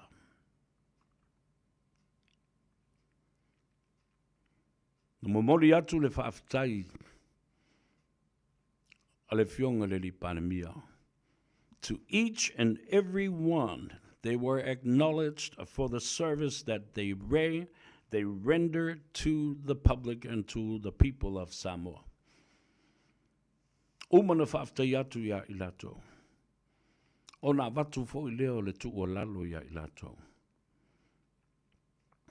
Ma o le teipi mua fo i lea. Ua tatala ai le vai fale. Ua whaafofonga ai la unga i ai le pāremia, ma tu o lalo i ai le pāremia. E le mawhai e le malo, o na ngalue to tasi na o na ia. E mana o mia le pito la au e tau soa whaatasi. Le malo ma le au whainga luenga, ma tangata uma, tātou tutu ma pulu lima whatas. Awana I toi tu lai mai se mea whapea.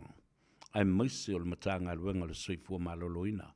La lesi mea na maile li poti na sao noa I ai le fionga I le minstar o le soifua maloloina. Whai mai honorable va awao. Na maua ai loa maisi tangata. Wo mai o so fai banga o I atu pusa fuala au o Panadols, Claudine. Nga o I atu I to tonu o le warehouse le teu mauai fuala au e whaasoa mo le atu nu. Alala me fai.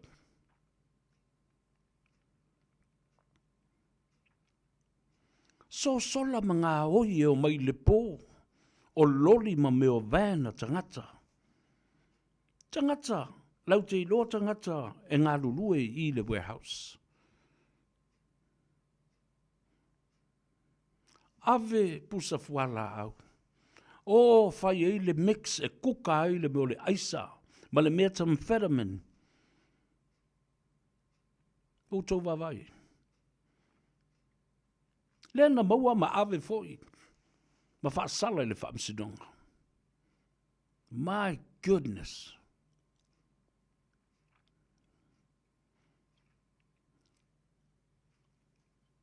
Ele o kafa la awa o meo lai to toi fa so le lei. Ai o mai tangata le anga o I loa e tangata whai ngā luenga. Wa longo I ai le teimi o mai ai le pō. E lau ai matua I si I pusa te tele. O ai la I ngua whapea ngāle ngaka ua whapea o soli ka whiwhi. Ia le mele na. Ave lo pusa Panadol nā ma. Maisi pusa maisi vai lau. O le mea le nā le one of the ingredients I le ngau sia o le pauta ma le methamphetamine, ice, cocaine, se wawa ai I le ula. E whātalitari mai tangata, ai whai mai e, wale ini whala au, ai o mai isi tangata leanga ia ngā oi. Ai le ngā oi isi tamai pusa fo lele, just a little packet like that. They take the huge big boxes of Panadols. Whala au tui. O vai la au fo lele whai ei manua, fusi ei manua. Ingo I ngoi rea mi o wā leo tangata. Ia le mea le nā. Talo whai. I le tau whai te te o nei tangata I le pulenga fau o le malo sa iai. Lea la, mo le teimi mua. Open doors. Ta tala le vai fale. Ua sau noa to tasi e tuai. Awa o le mea sa masani e yaso ia I le pulenga stui. It was always in closed doors. A tala noa le matanga luenga. E tā puni le umawhai tuto ma wha malama. E ngā tai tonu I nei. I le loto I fale lea. Tala e whai tonu I le vaenga lea. Aua nei masua atu I whafo se mea. Alal mele na whai lauli. O mai. Come with an open mind and open heart. This is an open forum. For the first time, there is no secrecy in our conversation. Tātou te whaso I le aso le nei. O lau te talo le nā. Talo sia. Ia ulu mo tā whalau se tua lalo le fionga I le pale mia. I outou fina ngalo ma nganga maloto. O usoe matua whawhine o lo ngā lulue ali muta mai tai. O tupu mai o whare tua batausi. Sa o au. Ma sa o manga I to tonu. O so se matanga luenga le malo. Au mai lo tau au. Tu watu le lima o le malo. Le fionga le li I pare mia. Min starte I tasi o matanga luenga uma. Ma le au whai ngā luenga. Pūlenga ma whaululunga. Ma pule sili lango. Ma le au whai ngā luenga uma. Ave uma whaamatalanga o lau matanga luenga I lau minsta ma lana minsta langolango. Whaamatala ma o ao. Teach your ministers and your associate ministers. Feed them with knowledge. Give them advice. Tala na la ulina whai ai. Tango e opo mai. Opo mai lau minsta, mali minsta langolango. Iau tau wa otu. Ya ila tau ina ia popoto ai ma malama.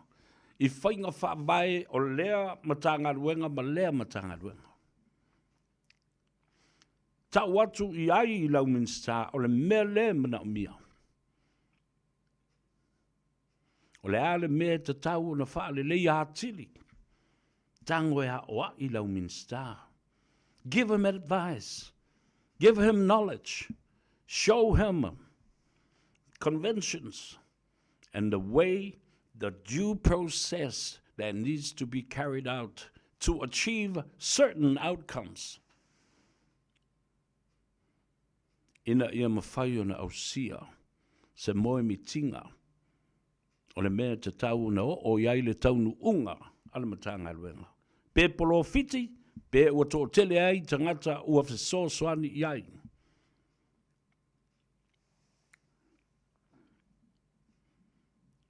What are the key indicators?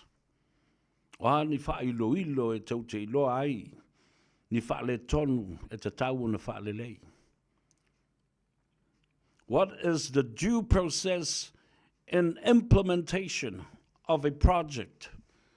O le le whainga wha vai e wha tūlanga ai ma wha tino ai ngā ruenga le matanga ruenga. What are the implementation guidelines o a whainga whaavai matula whono e taiala ai le matanga ruenga I so se mea te tau na whai.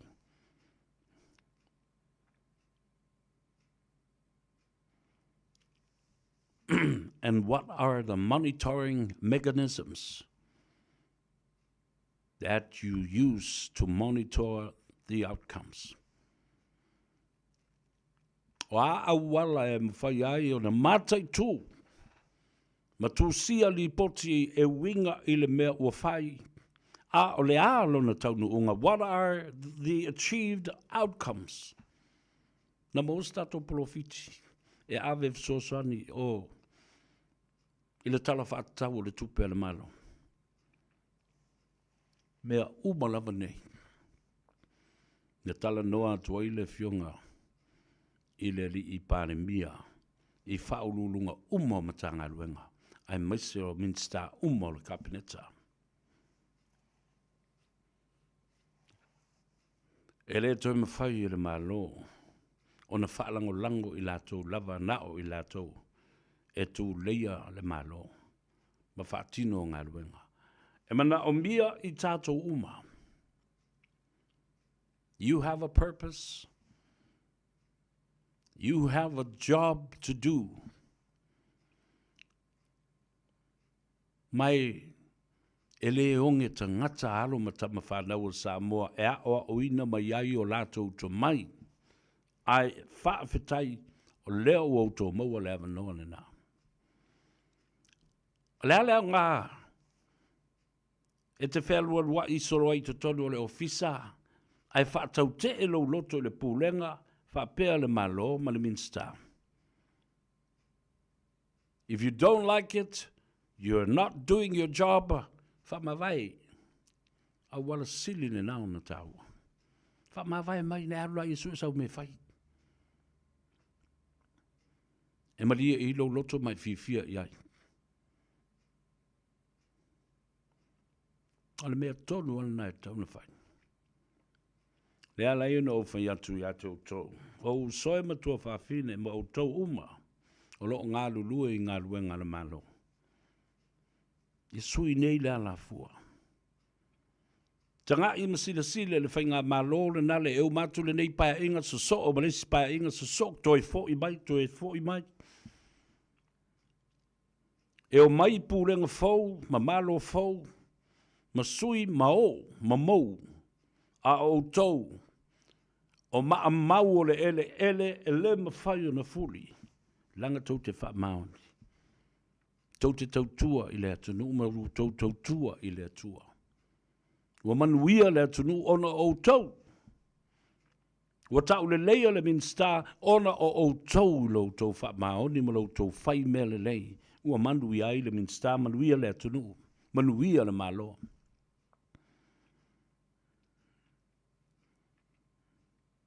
O le tala sa o le tala le na. Ai watu ai tua mal si ule na le paramia. Wha manuia atu ia o tau a whai a oe.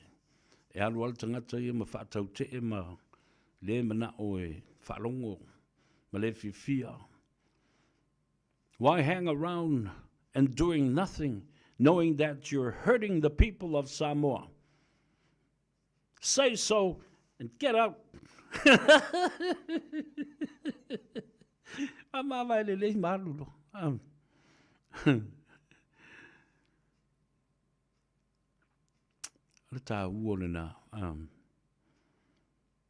That was an open conversation with everybody. And I loved it. The spirit of how he did this to all the staff and different ministries. O le mea lofa le nā le atua. E le maua e nisi te tai. People's skills, organizational skills, being able to recruit and amalgamate and pool people together. You know, I re mawhai e sisi. Siampini ai la uri le vāle nā. So se be tangol tamale. E wha mau popo ma wha tūlanga ma wha wasenga le lei. E le ai se mea ma sepu. Nā o tau se sila i olona nā tura le nā. A o mai fo i le whaiva o le sāu noa ma tu lei. O le mea lava e tasi. O le mea fo i lea na i a whaia. I ana sui whaipule, sui wha o liori. Tā pena le launga, tā pena le folofolo ava. Tā pena le whawhiloai, tā pena le tūlima. Tā pena le vānu nofo ma le vātausi i le launga. E whawhiloai ai le atunuu ma i tū malo. E o mai e sau no mai ma tutu mai. Wa pei o ni tangata wa leva. Ona se ei i le tofi whaipule. Sui whaao liori umai. They are all leadership material when they needed most to confront people, to deliver a message. Ao e momoli le tofa e ata babai e papato. Wa umana ta pena masauni. O le ala ne nā. E alai ona siampini pea le tamalea. E loa tausi le mamalu. E loa fo i whae e le mamalu. I isi tangata. E le tau wha mamalu ina le sunga le lauli al mali toa. E mamalu mai ai i le tumua i se i tau i matiu au le tamaloa.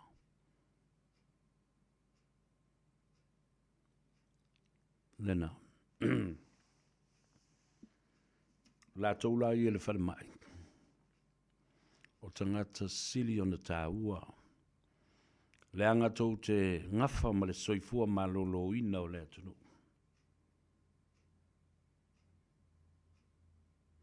Fatalo fatu peni a mina fue. Ia, whapea foi ia tofilau. Sulu i whale ese. Fia me si paia. O Manu ai niu Filippo. Kai lolo Alessandra.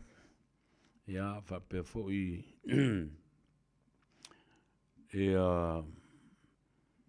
Na yuso yo watu wave no so lunga. Joyce a Sini. Ia a Shu. Whamai wale tō saunga le mulu tātou whare mai. E, au te au whalawa. A pe whela pe a sau. O le amina o mia ni whala au au matua o ele whaingaluanga le whare mai. Wa umana e sola ma mga oi whala au. Ngā ave i tangata ia kukanga ma ngā osia le aisa. Pe pule ai Elizabeth Firo, malo le sui fumanuia.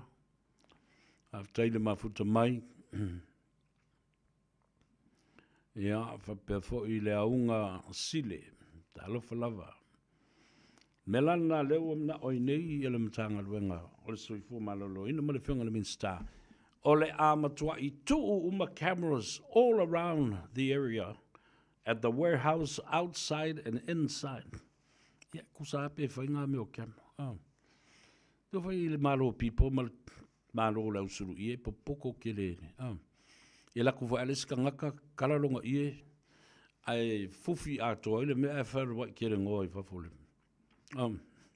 Ile la ungo pusa whala au kongolang ka awale.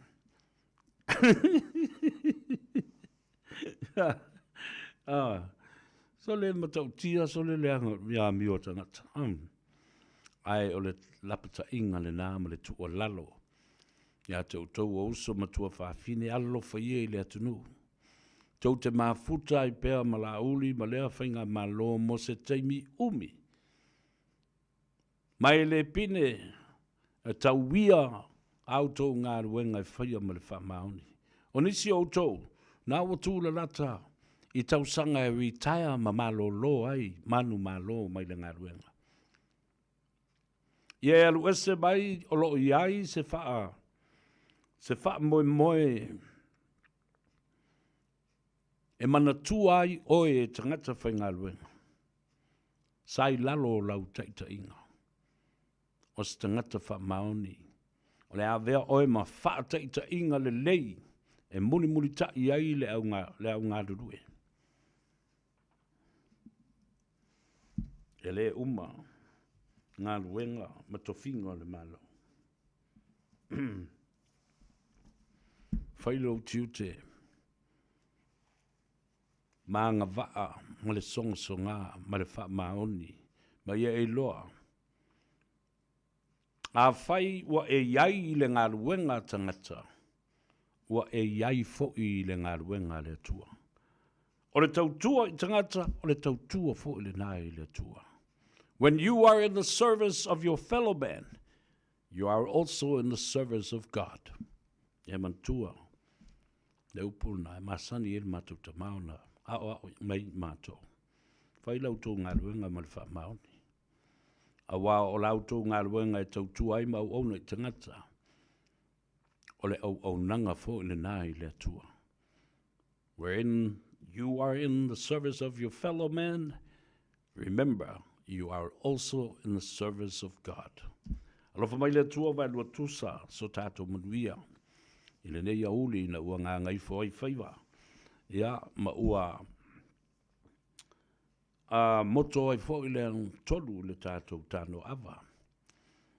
O moli atu le whaaftaitele le whaafongafonga ma i lātou e mafuta mai i lunga o le TANOA AVA i le nei astonai. Le ngata i New Zealand nei tawhai fio le lalulangi. O loo whaafongafonga ma tau muli mai ai. Le tō tele, ma le tō tele o le mamalu o le atunu. Ria tāpati e tai au, mana le upfolofola mai le au whainga luenga tutofi le tua. Nai ta mamti nā mātutua on sai le malulu, ia ma ngase fo i o le tino le nei vai tau. Ina ua po ia i tātou. I le tūlanga o ngase sau le tau malulu mai. Ia, whapena fo i la tau o lo ngafa malewa aia o nai o tātou ta mamti nā mātutua i le loto i whale, ma tutonu a inga i mauta malawa, ia whapena fo i le whanau la iti po le au kingi Ria sapati ia tai au, tā whaonga mai vei vanga le fiafia na nei, ia, ma le all fast supporters, ia tātou whiloa i le fiafia na nei, tāle a whalima wa tala le whaitoa, Luas full tā la le ule whale, Le tui Sambau Manhattan Convention Center i Dominion Road i le fiafia na nei. Lea fole nei a manoa, momoli atuai i a whaamrianga, ma le whaamalo i le whaa i longa ina o le fitu se fulu ma le 5 tausanga. Talu o na whaavae i a onga le marisi. O le atu le whaamalo ma whaaftai i e na mua i malae. Tau tai whono, ma sui tai whono i le taimi wa tuanai ma i la tau lo ngalo lue pēr i le nei taimi. Ia whaamanuia le tua. Fuafuanga uma le whaamanatu ai. Le fitu se fulu ma le 5 tausanga. Talu na whaavae a onga o le Saint Joseph ma onga fo i o le muriwai katoliko. Ia ma onga uma lava i peo da iaisa ngatu Malia, Masanele, Chanel's, St. Mary's. Ia whapea fo i St. Joseph i Lotopa. Ia, tātou wheiloa i le asonga fua. Te tai atu iai le soifua o le atu nou. Oua se malo longa le lei sa ili matangi. Ia toi whaafusia fo i le malos a wanga luenga o le vaias fo. La tātou ue tāle pesere a taua savea e whaamanuia atu ai i a te oe. Ia matatu tau ma vai ai foi. Oi mangalo se leo, mangalo foi la se upu le tau tamali i lau fa fonga mai. Ia tu atu ia te oi lo titi fai tama e mangalo ai se leo le ona. Ia a le terminei le peselali ia tau severa mo oe ta te tau ma vai ai. Well, o talana ma le au unanga le na ma le tautua le nei vai aso. Le ngangai for favor i le aso nafi ma le tanoa ava i le aso. Talana i o tātou tangata i le nei aso. Those are the stories and the narratives of our people today. So for mo ia manuia. O fitilo na muenga o tofai paloi mata. Fitilo fa isono wale tawa ilona loto. Eu sou essa uia o levai no lea e te tau mafaina. Papu mai le pauno le fa amalu lea ma ela ina. Ia fa amali e ina. Pau se mea ua au mawaina. Fa lango mai i lo utau au e te mapua.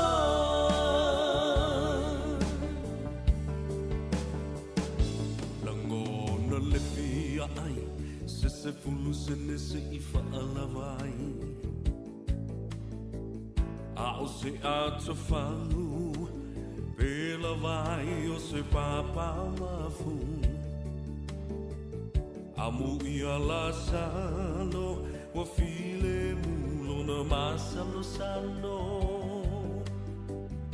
Se ia lo famai O lo uola wale mawhai Eu sou essa uia, o levai no lea e te tau mawhaina.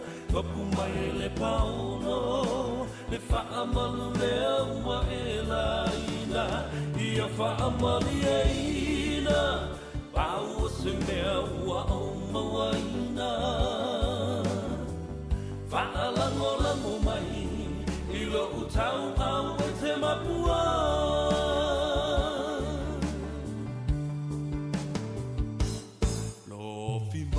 Mafia was so wine the town langa o pia la fo ina o ia o se tasi ele no faina e massa e sai o la vala vai le taina uno masomali le ese upu e fai mai. Eu sou essa uia, o levai no lea e te tau mawhaina. Papu mai le pauno, e whaamalu lea ua e la ina, ia whaamali e ina, pau se mea ua o maua